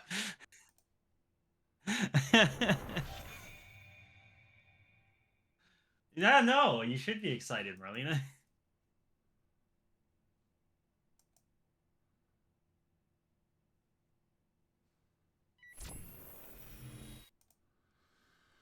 What are we putting back? Let's put back a Vladislabursk and the Behold? Question mark?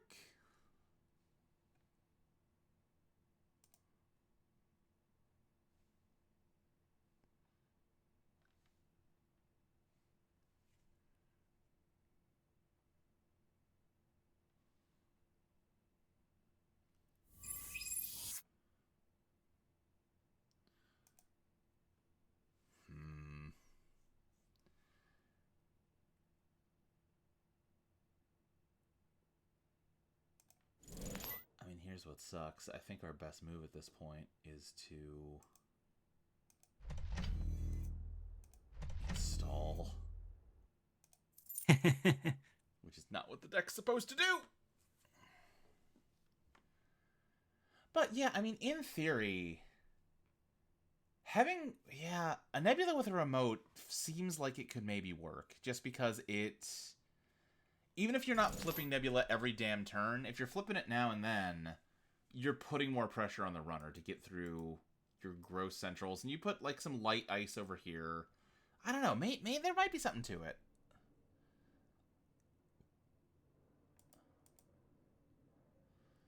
Well, the revolver's out of bullets after this.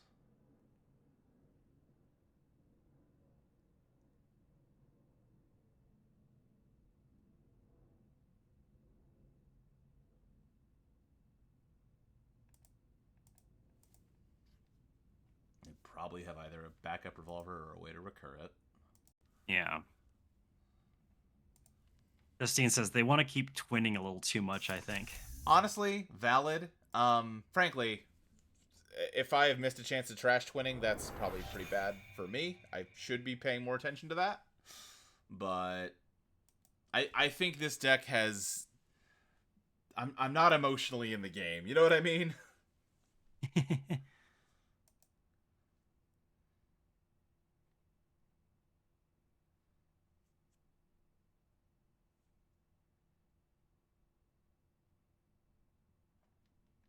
Now, this one isn't at all what you're going for here, but I do like the title of Mercia Ballard effectively utilized star power. Yeah. I do think that's pretty cute. yeah, Mercia also does make sense. Yeah, I don't know. I just need to be bigger brained to make Nebula work.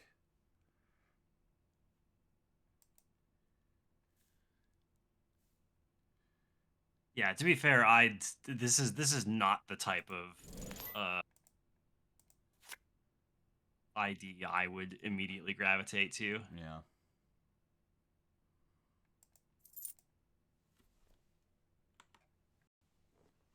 At least not for NBN. What would you gravitate to for NBN? Probably...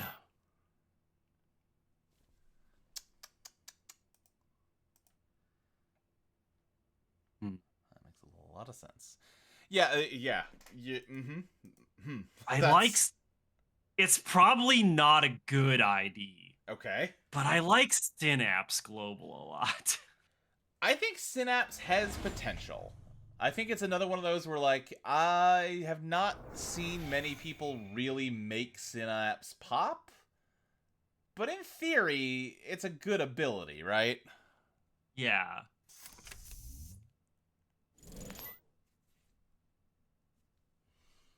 Jesus Christ. Okay, yeah.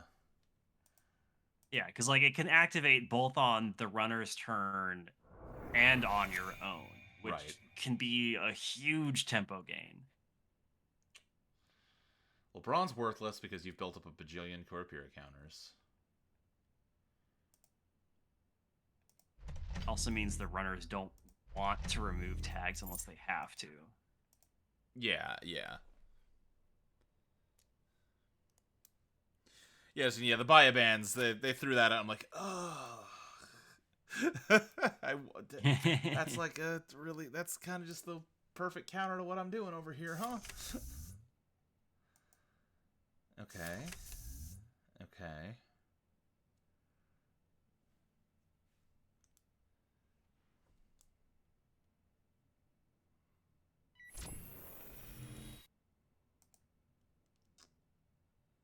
Not. Unless you're getting a Carmen down to replace the revolver.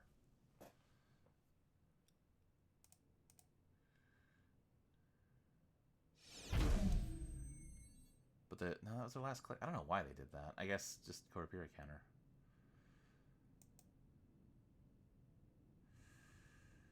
Oh, I've got nothing that does anything. Let's kill this, overinstall it with this. Advance, gain a credit.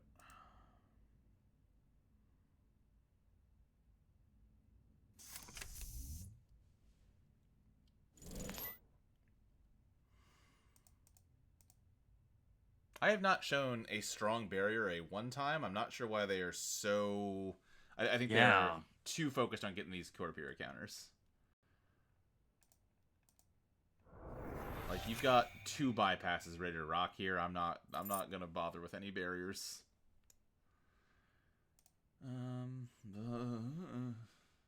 But if you're gonna keep doing that, then I mean...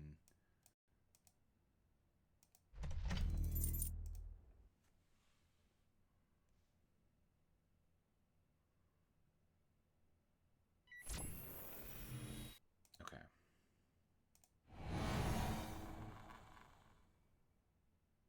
I guess to be fair, it was also building twinning counters for basically nothing.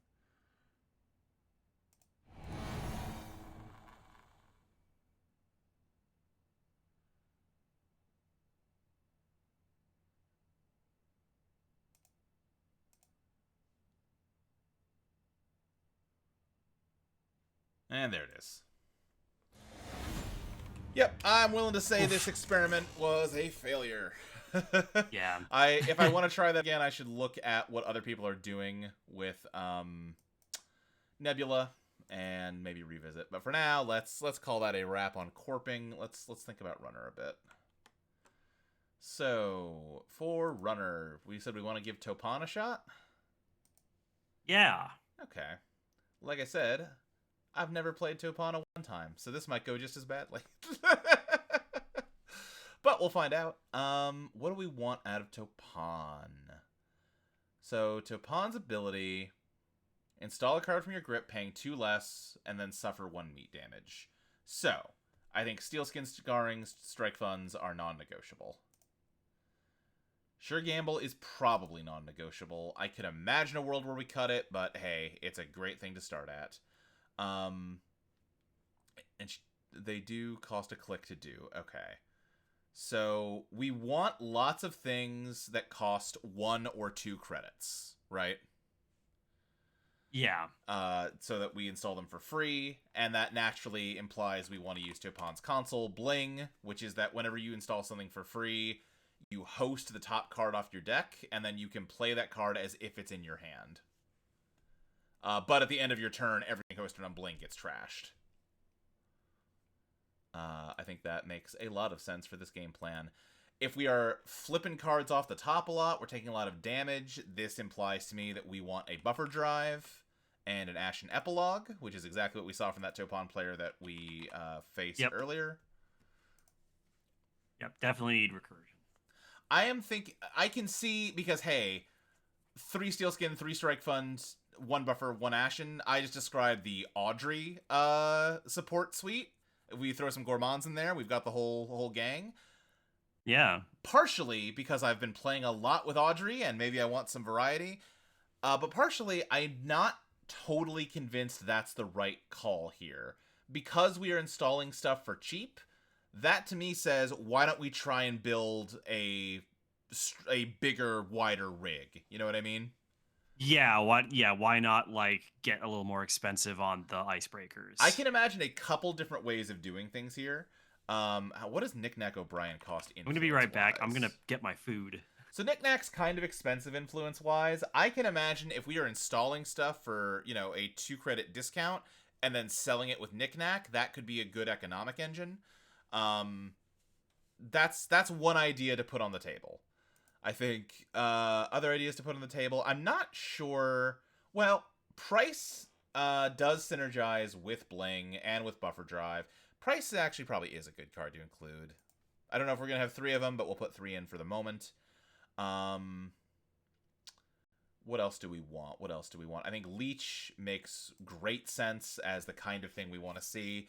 I'm almost imagining, could you work in a, like, Shaper style big rig here, right? That you're installing everything for cheap. You kind of, and that would mean importing like DZMZs. It would mean not importing a console because we're using Bling as the console. Simul chips are probably an include, at least some simul chips. Our influence is going to start to be an issue is the only thing with this idea. We should start thinking about what breakers we want for this strategy. We get Rising Tides for free. I think a buffed up Rising Tide is basically the best breaker in the format right now. And we're doing a lot of trashing. So it's relatively easy to get Rising Tide in. It's almost like Rising Tide came out in the same set as Topon and was maybe imagined as something that would synergize with them, right?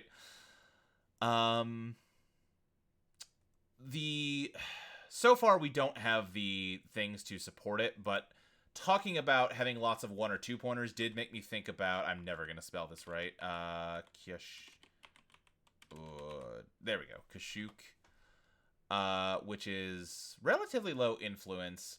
We run R&D. If successful, we pick a cost bigger than 0, and for however many cards of that cost we have installed, we get to look at that many cards on R&D. If we have tons of 2-costers or tons of 1-costers, Kashuk can see a lot of cards, right? Not the stupidest idea. I don't know that it's where we want to spend the influence. We got to see what we end up building here, because right now we've got... What are we looking at? That's 1 2-coster, and that's it. We have a 3-coster. We have 1... You know, we would want one of... Well, we could have all 3 simul chips down in theory, but that's between 3 and 5 1-costers, which is, you know, that ain't nothing. That's an idea that I don't hate. 3 Kashuks would use up the rest of our influence. We probably don't need 3 Kashuks, because that's our win con, right? We play 1 Kashuk at the end to win the game. We could even buffer Kashuk in certain board states and then play it. That's kind of fun. We maybe can even get away with just having 1 if we're going to use Buffer Drive. Let's throw a Kashuk in here. That might be a fun idea. In which case, we want lots of 1-costers. So, can you do it this way? No. I can never remember the... real quick, we can hit back to get back to it. Cost equals 1. Just remind me what the syntax looks like for this. It's O. Okay. Up. All right. So if we do O1, nope, not 0. O. There we go. And we want hardware, programs, resources. So Devil Charm, Augustina, Time Bomb. The companions. Yes, right? The companions are very strong. However, they also, like, Paladin Puemo is kind of, not anti-synergistic with Topon, but, like, they kind of are both doing the same thing. Because Topon will not, like, say we have something that costs 3 and we've got 3 credits on Paladin, we cannot spend those Paladin credits to make Bling fire. Because Bling, even though we're not spending any real credits, we're not spending 0 credits. We're spending them off of Paladin. So Bling does not count Paladin. But Paladin's still not bad. Paladin is still worth considering. Mystic Miami, always really strong, except that are we leaning for more of a resource program hardware kind of board than like an event-driven thing, in which case Mystic might not fire enough. And of course, Fencer Fueno, Trickster, Taka both cost more than 1, so they don't quite fit. Oh no, Taka only costs 1. I think Taka makes a lot of sense with all of this. I think let's grab 2 Trickster Takas. Solidarity Badge is never bad. Fermenter's never bad. Let's grab 3 Fermenters. I'm back with my pulled pork sandwiches. Okay. So what we are thinking about here, Iris, is using Kashyyyk as a win con. How Kashyyyk works is where we run R&D, and then we pick a cost higher than 0, and for every card we have installed that costs that much to install, we get to look at that many cards off of R&D and access one of them. Oh, okay. So right now I'm trying to see if we can just maximize the number of 1-costers to just like install them all for free, Kashyyyk for the win, you know? And I'm trying to see if we can get away with playing just 1 Kashyyyk, because in theory, we score to like 4 or 5 without it, and then play 1 to round out the game, you know? And we can always recur it with like Buffer Drive. Maybe we get some Katurga breakouts in here. But right now we're just trying to see what else we can put in here. Let me open this up to include Criminal and Shaper to see what all of our options are, because there might be something to spend that 4 influence on that's fun out of faction. Airblade's not bad, but doesn't spark joy in me either. Pretty Mary doesn't really fit with what we're doing elsewhere. Chromatophores, no. Cookbook is good, but we would need more viruses. Maybe we get some botulists down. Maybe. Is there anything that could help ensure R&D access? Ensure R&D access. I guess there's Eru, but she's a 2-coster. And we can't use her with Kashyyyk. I don't think there's anything that would make running R&D, because Kashyyyk's an event, and anything that would help us get into R&D easier would also be an event. You know what I mean? Yeah. Mag Electric's kind of a fun idea. Propeller boosts Rising Tide and is stronger early on. I think 1 Propeller makes a lot of sense. We also need, Anarch does not have a good killer right now. We have to spend influence importing a killer, so we probably are going to have to readjust our game plan a little bit here. What are the killers? Revolver is like very good, but it, limited use. Echelon, just solid overall. How much does Echelon cost to import? Oh, just 1. Okay, yeah, let's grab an Echelon. And then, what are we doing for a decoder? There's Unity. There's Cat's Cradle. There's fucking the Moosely Hot one that I don't remember the name of because it's not that good. What's the Anarch decoder? Oh, it's Buzzsaw. We have leeches. Buzzsaw probably makes sense.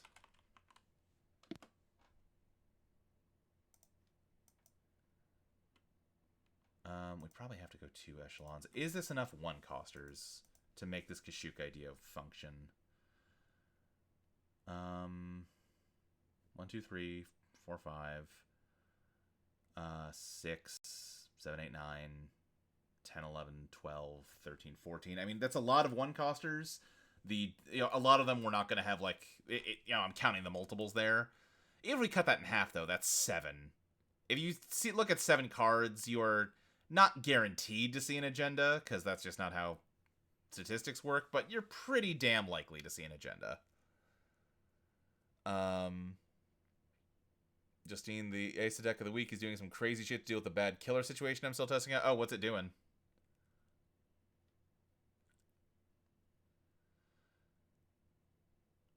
What are we at? Oh, we still have a lot of slots. Gourmand is, like, never bad. It's card draw. It'll fire Bling without using Topon's ability. Yeah, I think we slap some Gourmand in here.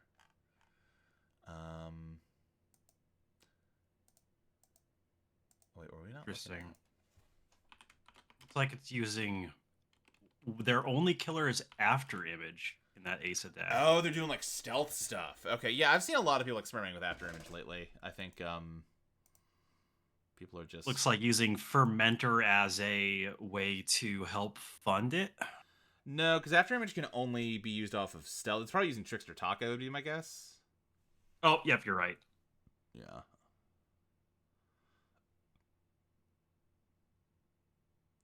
Oh, yeah, you can only spend... All right, yeah, stealth cards. If we do Cookbook and 3 Botulists, maybe that makes sense. All right, Penumbral, yeah. Now, my general assumption anytime I'm building a deck is that I have failed to put enough money into it, because you always need more money than you think you do. Because right now our money is Sure Gamble. I mean, Trickster Taka helps with the runs, but it doesn't help that much. We've got Fermenter. It's kind of just Sure Gamble, Strike Fun, and Fermenter, so we need more money. What else do we do for money? We could do...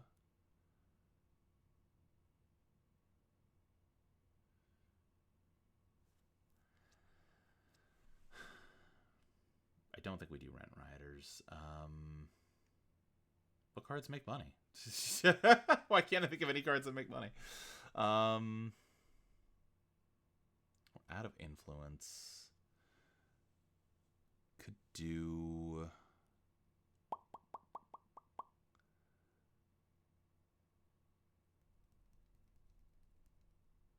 Raindrops. Yeah, Raindrops gets you draw and money.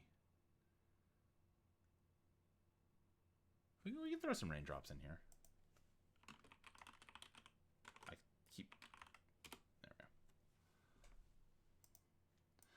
we go. And we should cut one card. Let's get down to a tight 45. What do we want to cut out of this?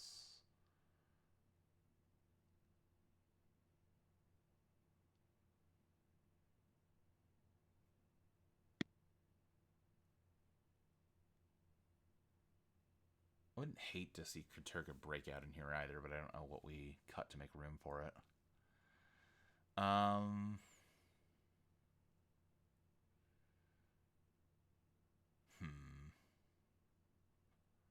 Let's cut one the price. Let's see how this goes. That's kind of funny. It may not fit with what this deck is trying to do, but some of the Topon decks I'm seeing are using Officer Frank. Officer Frank? Yeah. It's a resource connection, 0 cost. Trash it and spend a credit. The Corp trashes 2 cards from HQ at random. Use this ability only if you suffered meat damage this turn. Yeah, you are seeing people that are playing in Eternal. Oh, sorry. My bad. All good, all good. What the hell was this in? Damn it. I mean, that makes sense. I hate how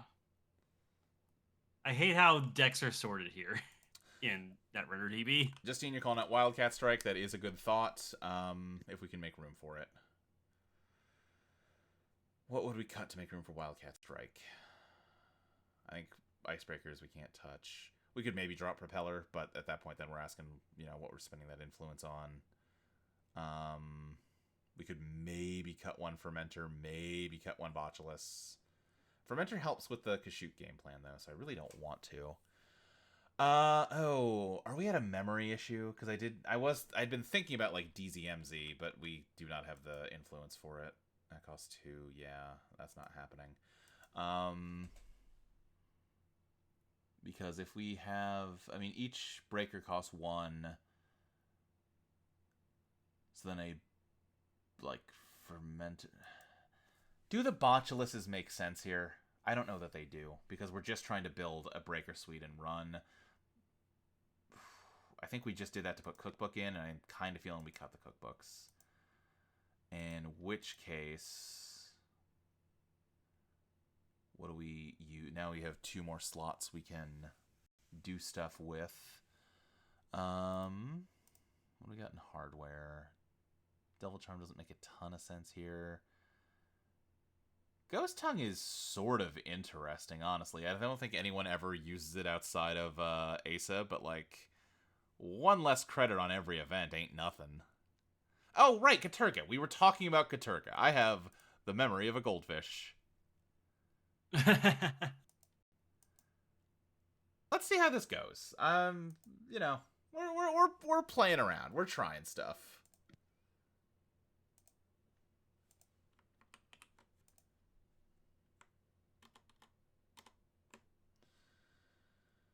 All right, deck builder, new runner deck, Triantopon. And we want Pawn or Moss Leader. Save, play.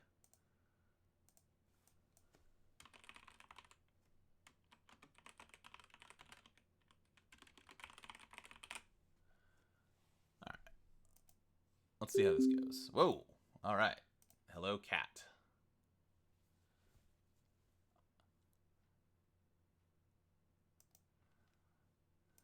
Earth Station. Interesting. Okay.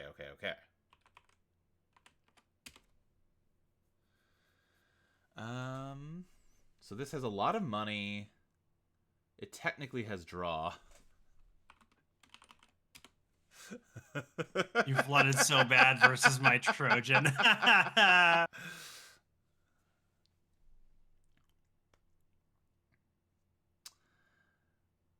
think this has draw. It's got money. It's got things to install. I think we go with this.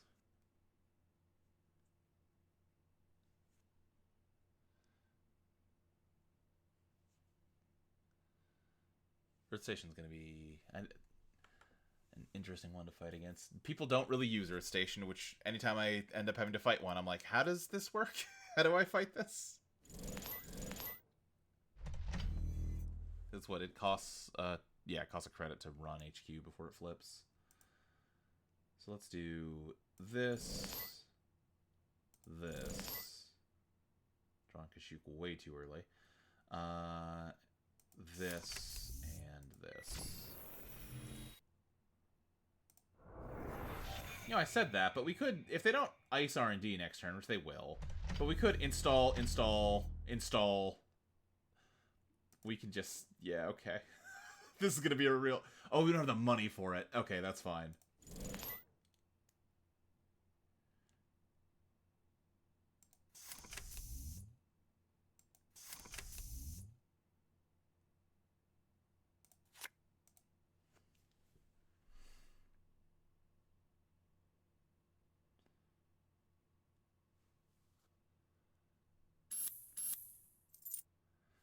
Okay.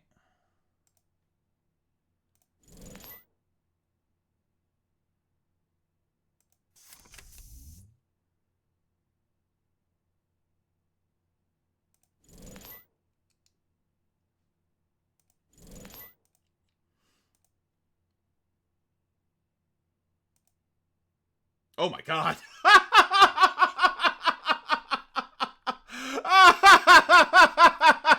Holy fuck. Did he shuffle back or did they just go back? No, they shuffle back. Okay. No way. Oh man, I would have been better off just running. Cinema. What do I not want you to have? Off the book is the easiest to score. That's so funny. So fucking funny. Holy shit. Yeah, I could have just run 4 clicks and won that turn. On Croyon.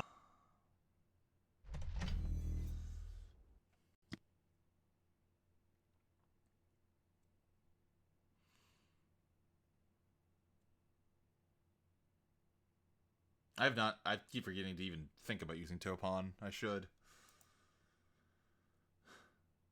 God, that was funny.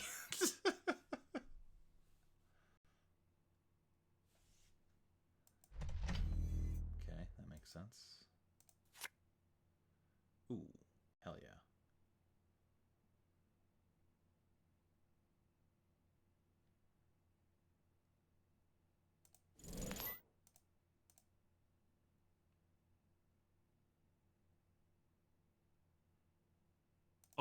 But Cat's actually running an Earth station? I didn't even notice that until now. Yep. I almost want her to win because I love Earth Station so much. I think I talked about this last week, but we have someone here in Texas that went to Worlds and played Earth Station and placed higher than any other Earth Station, so now they're very adamant about being the world's best Earth Station player. The world's best Earth Station, yeah.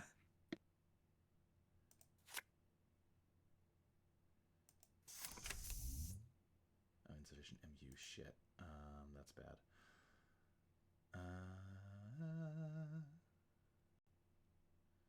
We'll just... Once I draw an icebreaker, it's over for you.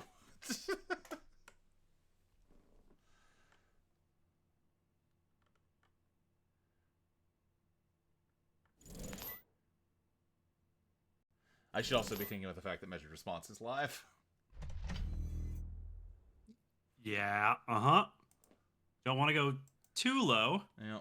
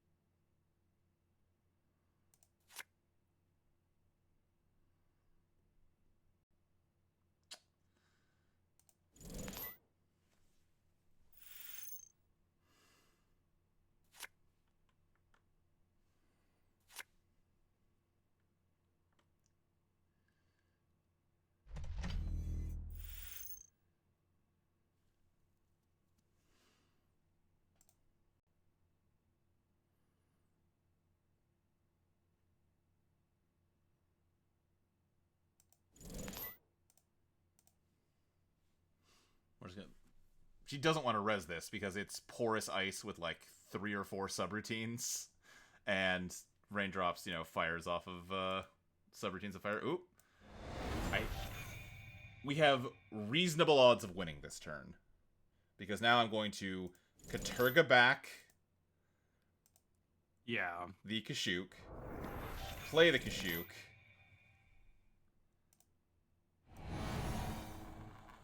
Let Unbroken Subs fire. C4 off of R&D. C5 off R&D.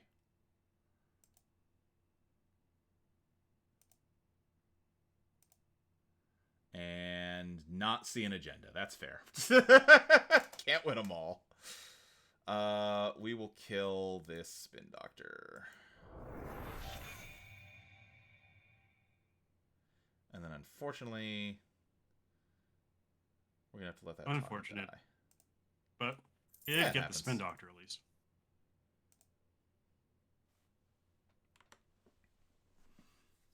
It's 6-2. I'm not too mad. A smart player would have remembered the things that I saw to know exactly which ice this is. I remember there was a Biawak in there. I'm guessing that's not a Biawak. Could be, I suppose. We would love some more icebreakers. Hey, there's Bling.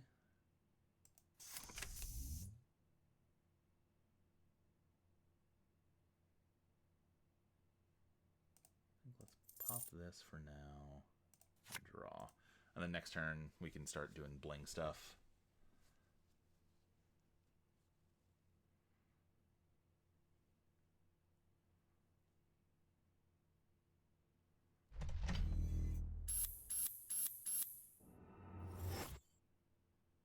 Oh, because of auto campaign. That's how you did that. Got it.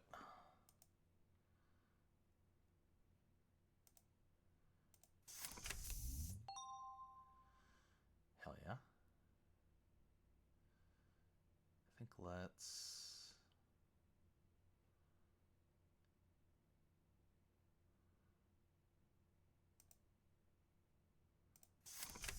that.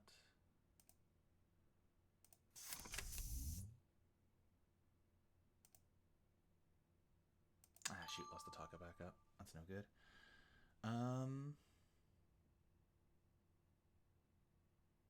That is the reverse of how I would want that to play out, which is fine. We're laughing, actually. Let's see what's going on in HQ. Probably should just drawn. Logjam.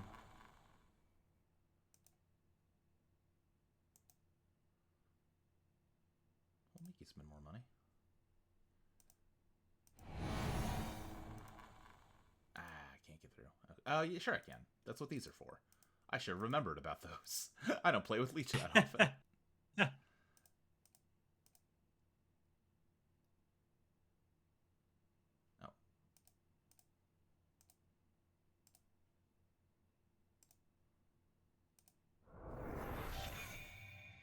Then we lose that, but we can bounce it back.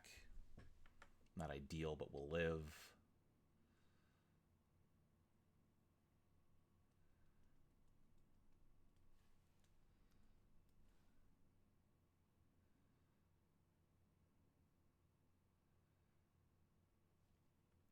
We have more Rising Tides also, so we don't really care about that Rising Tide getting trashed. Okay. That might be a Beowalk now, which makes me unhappy. Because Beowalk is going to be pricey pretty much no matter what. Let's slap this out. Install... probably a Simul chip, to be honest. That or a Gourmand. I think let's do Simul chip.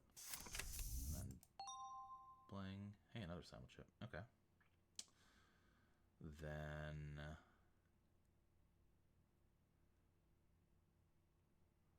let's draw. Hey, third Simul chip. All right.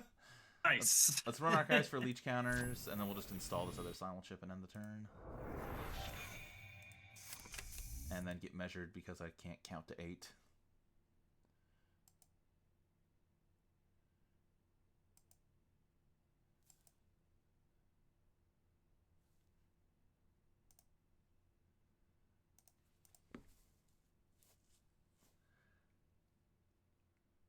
Well, it's not happening immediately, so she probably doesn't have a measured. Yeah, I'm not dead. What does Hush cost to... Hush only costs 1 also. Hush would be a good include, because Hush turns this from a 7 strength ice to a 0 strength ice.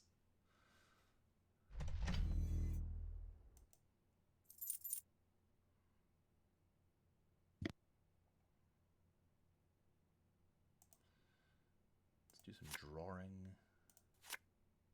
Hell yeah, love to see it.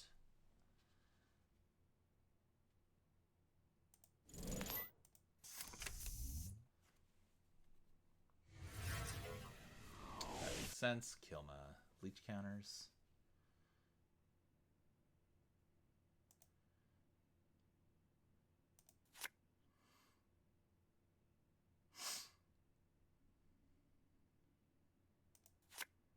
I wonder what this ice on the server is, because I would love a Katurga breakout here.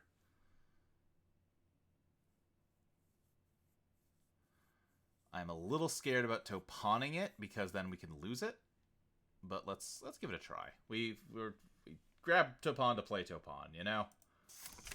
Yeah. Okay. We lost your gamble, which I also don't love losing, but is what it is.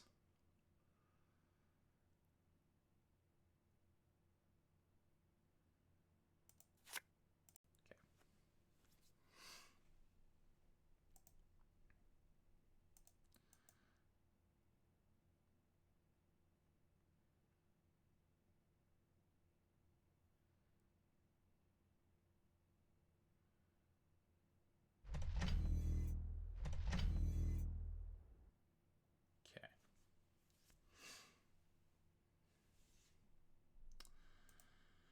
So let's think about this. If the ice and R&D is a Beowalk that is 6 strength, 3 subs. If I can get a successful run on HQ, which I think I can, my plan right now is I want to Katurga a server I can Katurga, right? A central. That will get me 2 leech counters and get me the Kashuk back, and we have 1, 2, 3, 4, 5, 6, possibly not 7 because I don't have that memory for it. But that lets me see 6 off of R&D, and that is almost assuredly the win, right? It's just a question of how much money does that cost to pull off. So let me toss them a thinking while we talk this through. If I were to run HQ, so it costs 2 off the top. That brings us down to 6 credits. We're running HQ. We would simulchip Propeller to get it back to 4. Then we would spend 3 counters and 3 credits. We're down to 3 credits. We're not gonna have the money. No. Okay. Yeah. Yeah, we need money. So, and have we gone through all the gambles? We've gone through all the gambles. We've gone through all the Wildcats also. So we're actually not in a great place monetarily. But that lets us get the Kashyyyk back for free. So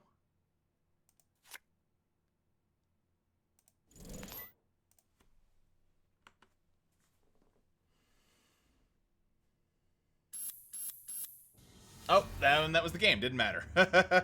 Oof. Yeah. I don't hate this. It maybe needs some tweaking, but there's something here. Let's give this another try.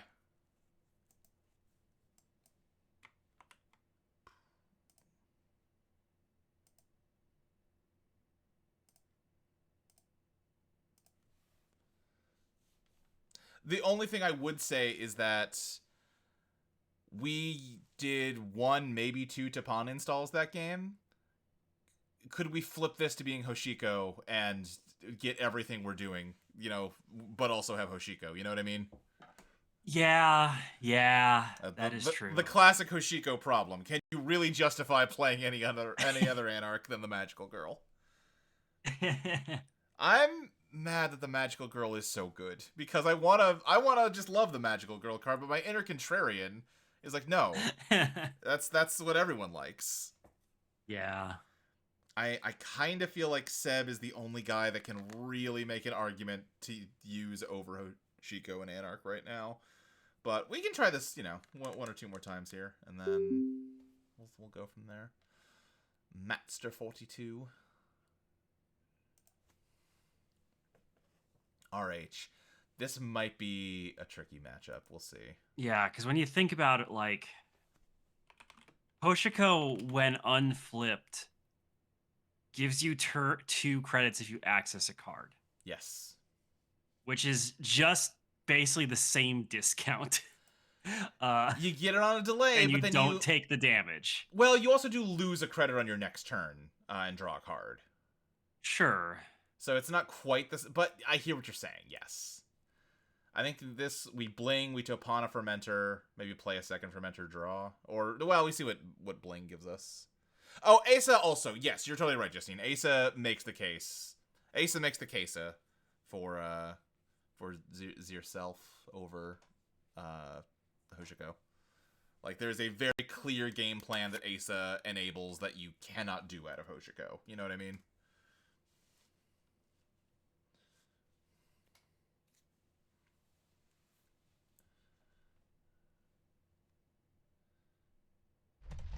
I think there's also a case to be made of, hey, why are we burning influence on Kashyyyk? Why are we not simply on companions and twinning? But, the answer is we're trying to have fun here.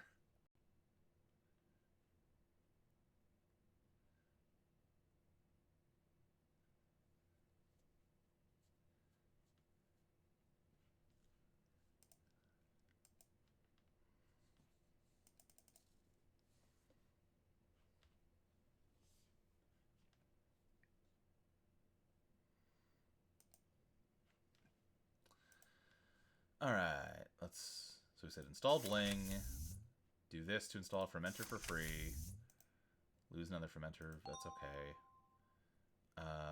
Install Rising Tide, draw a card. That's the other kind of awkward thing about Topon, is that a lot of times you don't want to waste clicks and money installing your breakers until you know they're needed. But with Bling, it's like, man, you install it or it's gone, Yeah.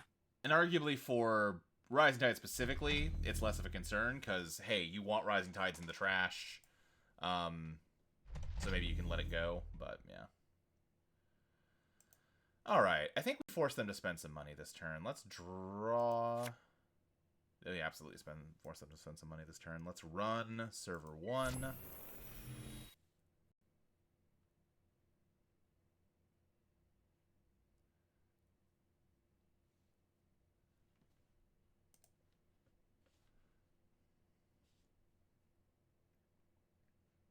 No action.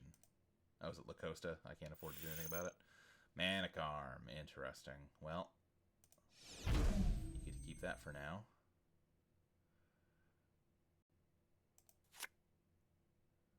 Okay. I think that's credit, so next turn we can use that true gamble. I'm assuming, like, they had ice in hand and they left HQ on ice, so I am perhaps being a sucker in thinking that there's nothing in HQ. Oh, I should hit archives too to stop RH from giving them free money. Yeah. Forgot about that. Manic Arm, a constant problem. Yep. And for instance, were we on Twinning as our win con and not Kashyyyk, we could be using that influence on Pinhole Threadings, which might make a good more sense.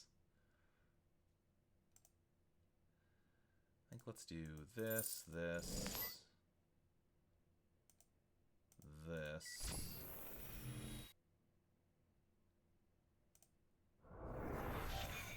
Martini.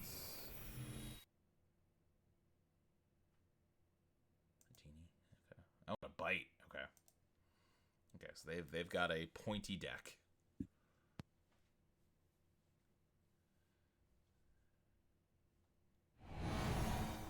Vamp. Alright, well, that's all gonna fire.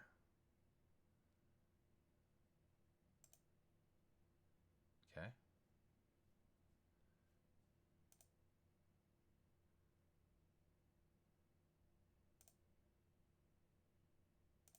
Saw a hedge fund, but we made them spend $7. And we can raindrops it. It's gonna hit steel skins, and we might have a pretty good time doing that. We don't have any HQ multi-axis in this deck, which is problematic. That's the thing. Like, the more I'm thinking through what we got, like we saw last game, there is something here. Is that something better than just what everybody's doing? You know. I think we just do this.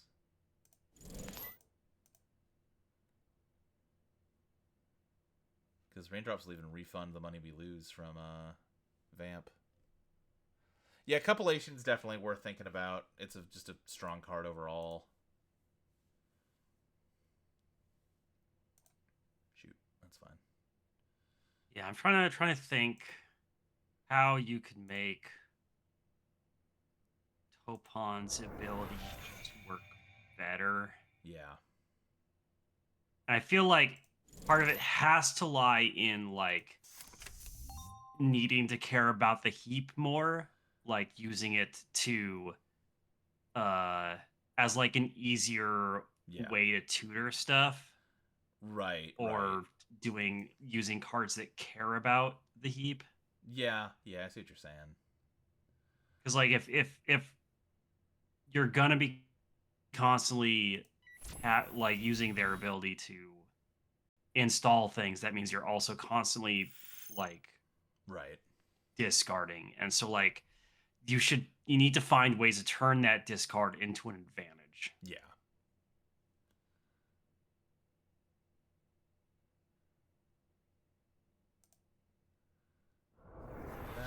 Gamble, we let Bling dump that Rising Tide because it just buffs the one we've already installed.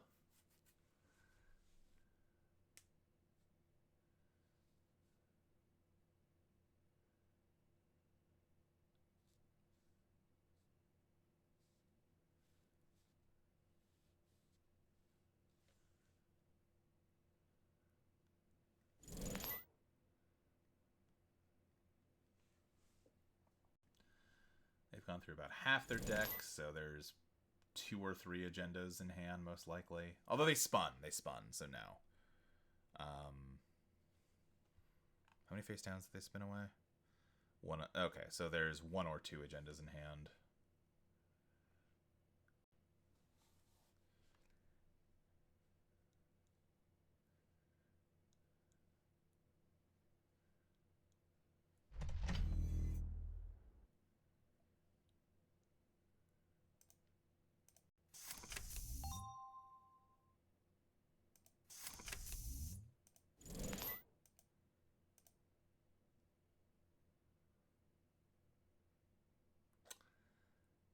kind of neither, which is unfortunate.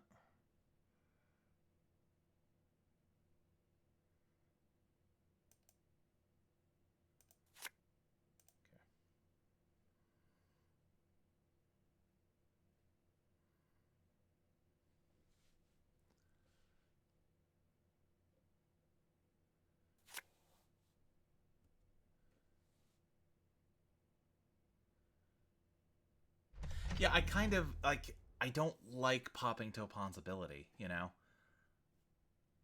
Yeah, and, like, that's a problem. Yeah. Like, I would rather just work some Paladin Puemos in here and play Hosh. And then at that point, I've got 2 companions do the twinning, you know? So you want to do that.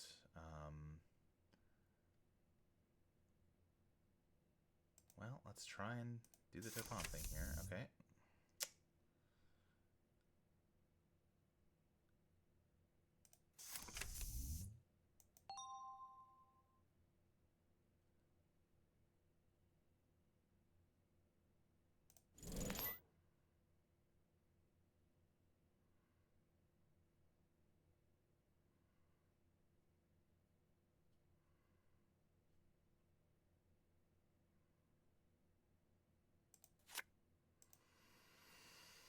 Okay.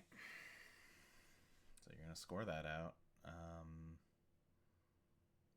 I guess it's to send a message. Might be doing, like, vulnerability audit, I guess.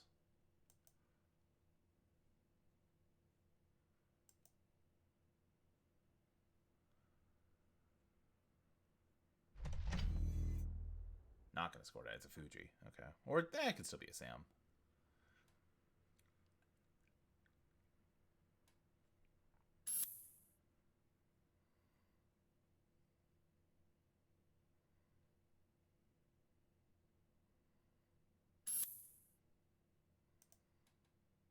Or you want to kill me? Are you trying to kill me?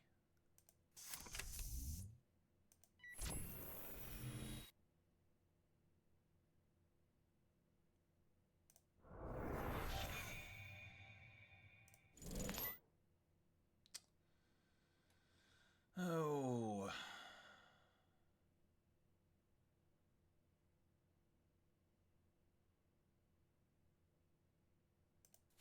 Let's see what you do.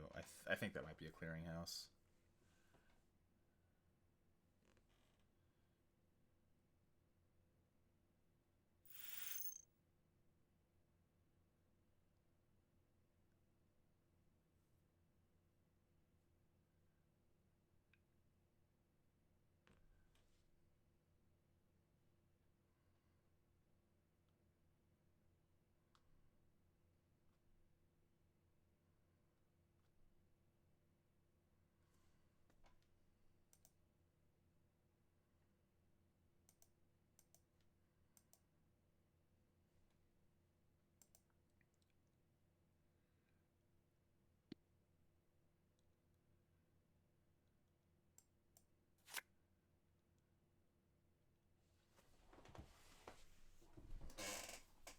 I mean, the rough thing is that you can't control which card gets discarded.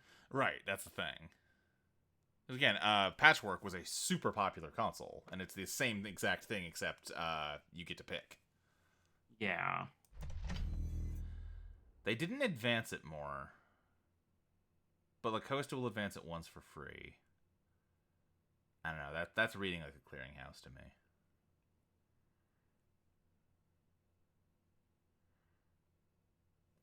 And we would really love to see a decoder here.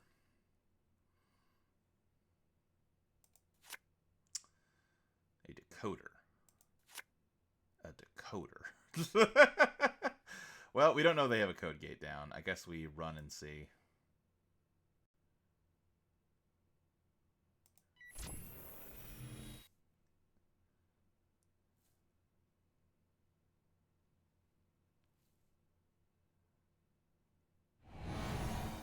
Empiricist? That's not a decoder. Okay.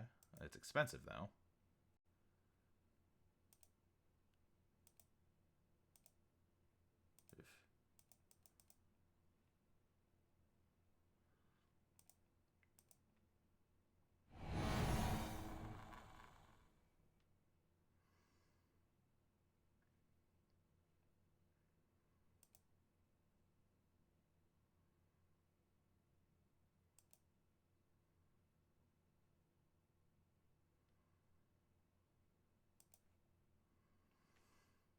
5. Gourmand. Gourmand. Trash. And there's our decoder that we can no longer afford, but we can maybe do something with that. Worth a shot. Yeah.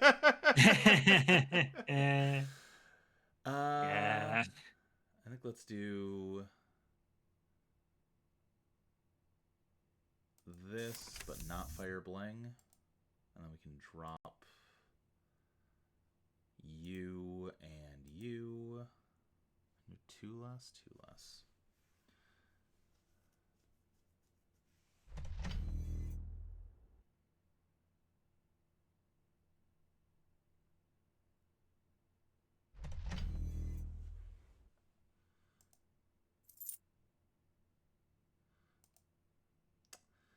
Are we just clicking for credit this turn? I think we're doing this to keep you honest and stop RH from firing. And we're clicking for credit.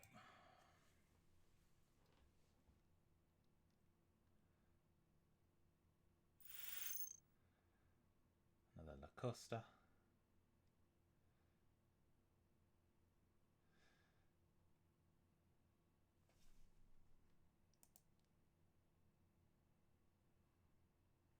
We've lost both Katurga and Kashuk, so we're not... I think we have 2 Katurgas, don't we? I thought you only put 1 in.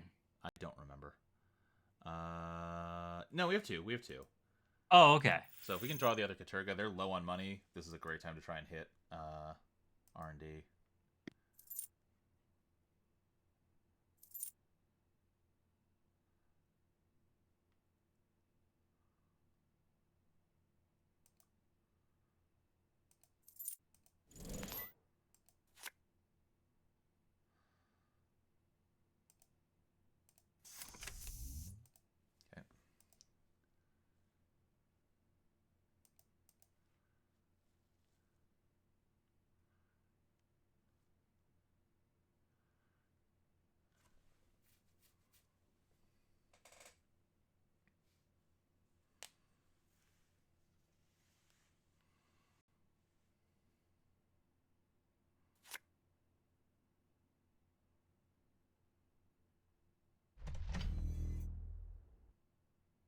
But yeah, Kashuk only gets you 1 agenda max. So yeah, this is rough. Yeah. It's almost like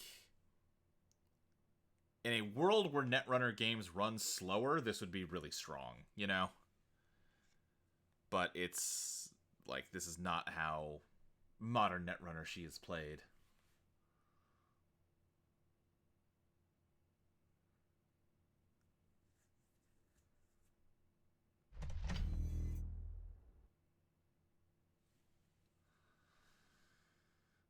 Okay.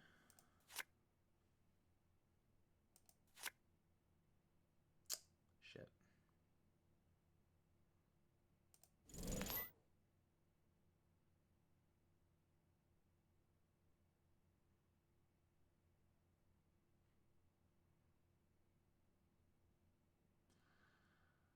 Well, what does this cost me?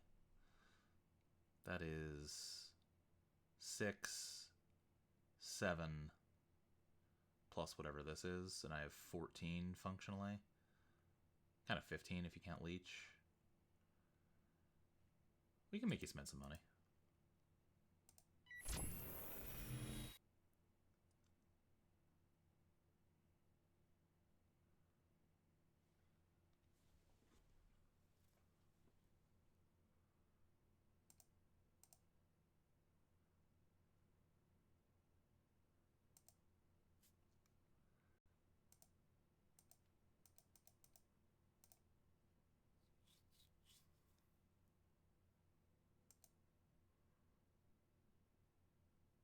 Oh, I should have used leech there. Oh well.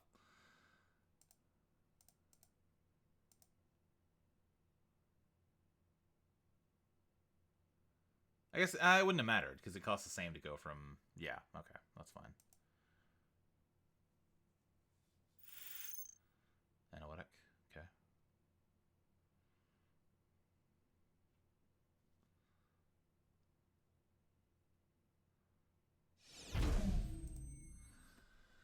All right.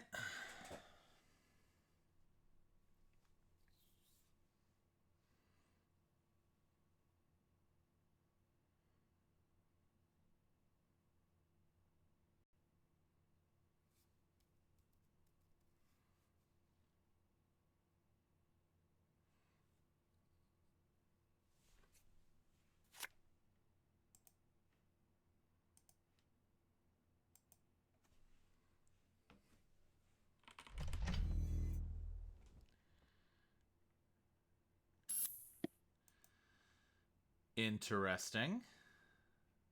What's all this then?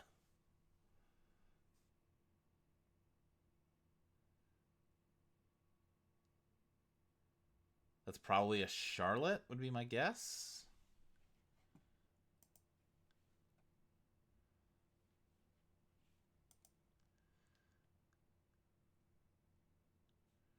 Oh, well, changing our mind about what we're doing. Just crediting, okay.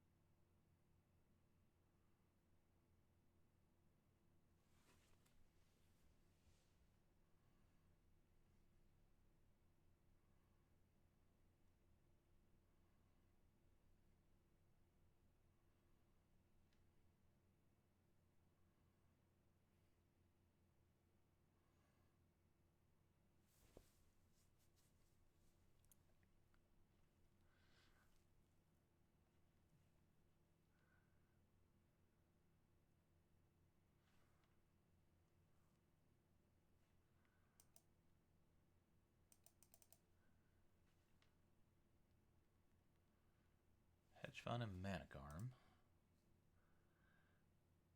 And we want back you. Interesting. Okay. So you just let me have 6 points. And we lost the Kashyyyk immediately. Cool. Okay. Oh. They got our ass. They have not got our ass. They've gotten very close to getting our ass. Yeah. Because what they are banking on is now I draw, pass. Next turn, they La Costa this clearinghouse to a 4, and I die. That's the play they're banking on. The play that I don't think they saw is that I can do... Never mind, no, that doesn't work. No, they got our ass. They don't... Nope, they don't have our ass. Our ass is our own still. Just barely. No, they've got our ass. It's so over, it's so back. If we do this...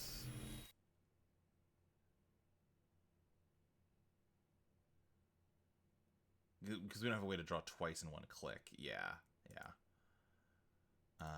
Lower strength. Fully break.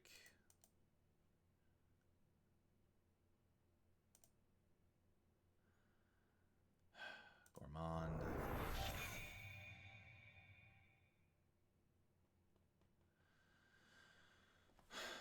Where are the agendas, is the question. There's only 4 of them. Do we think one of those 4 is in the hand? Because we either win this turn or they kill us. And they've given us a position where we could win this turn, possibly.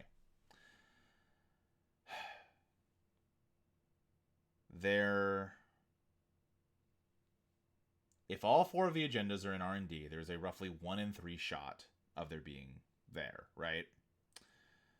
I think the odds of there being more than one agenda in HQ are low. So that means at best it's 1 in 4 odds. However, we have got 4 credits and 2 leech counters to our name. It is not a guarantee we can actually get into R&D. So we could do a lot of work to get into R&D if we get into R&D, it's going to be by the skin of our hair. That classic phrase, by the skin of our hair.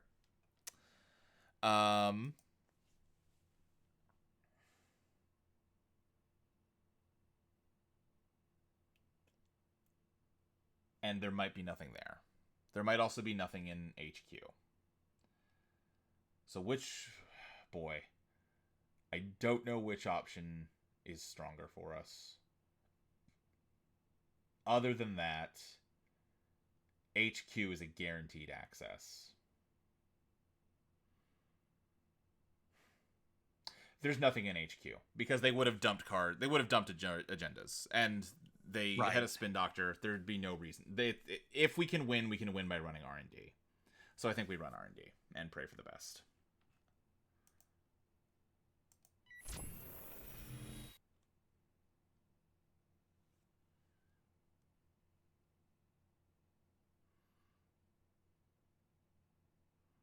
I think they've got us.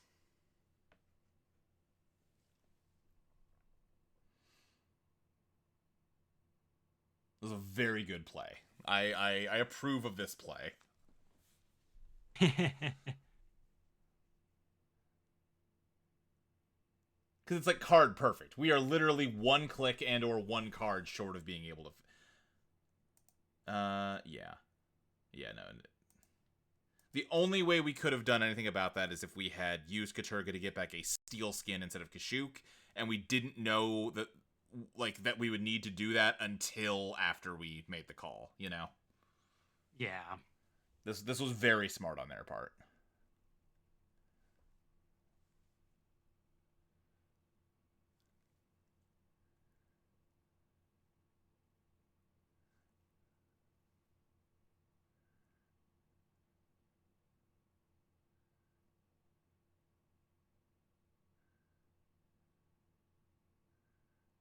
And this also could just be a total bluff, and that's just a Fuji, you know? In which case, again, my hat's off to them. Imagine if this isn't an anemone. That'd be really funny.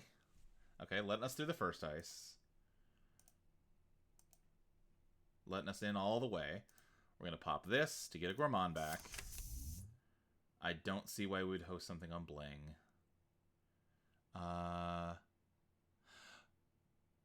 No. I don't think it does anything. Breach server, fingers crossed. Woo! Nice! Whew!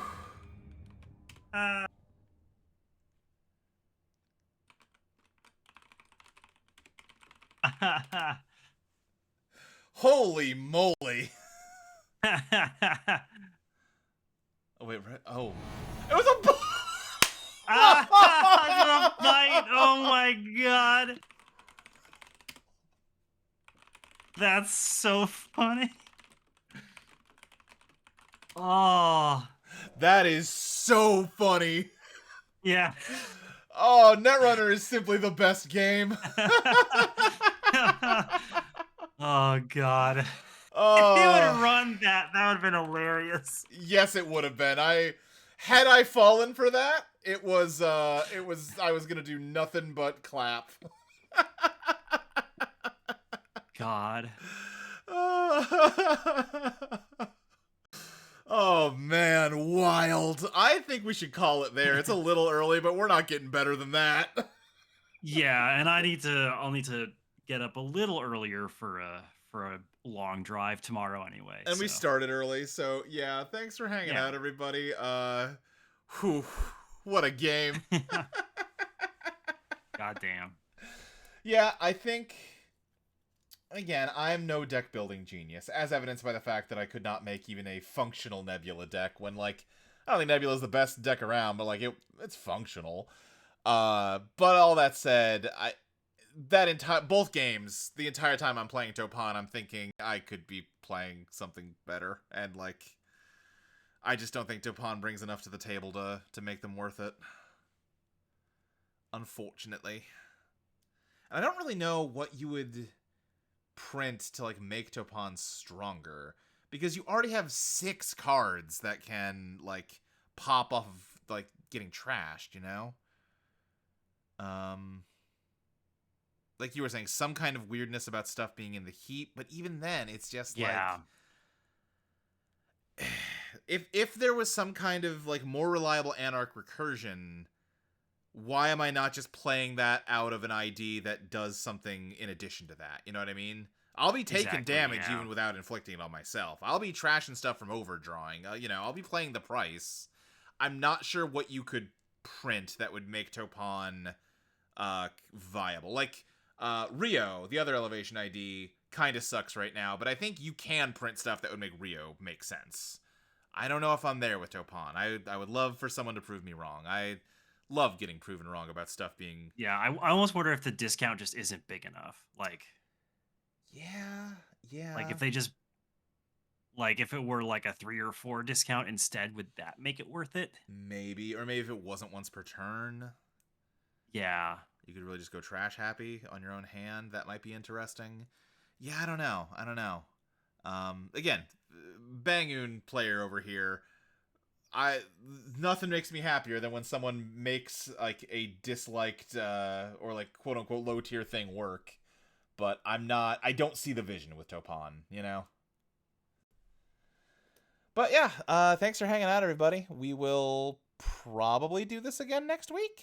I keep saying we might not every week, and then I keep being like, yeah, I'm free. I can play some Netrunner. Yeah, so I don't know. Follow me on Bluesky at SSJ Speed Racer. That's where I announce whether we're streaming each week. Check out audioentropy.com. I don't know if anyone's watching this that doesn't already like know who I am, but just in case, hey.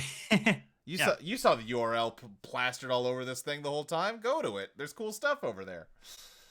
But until then, I'll catch y'all later. Have a good night. See ya.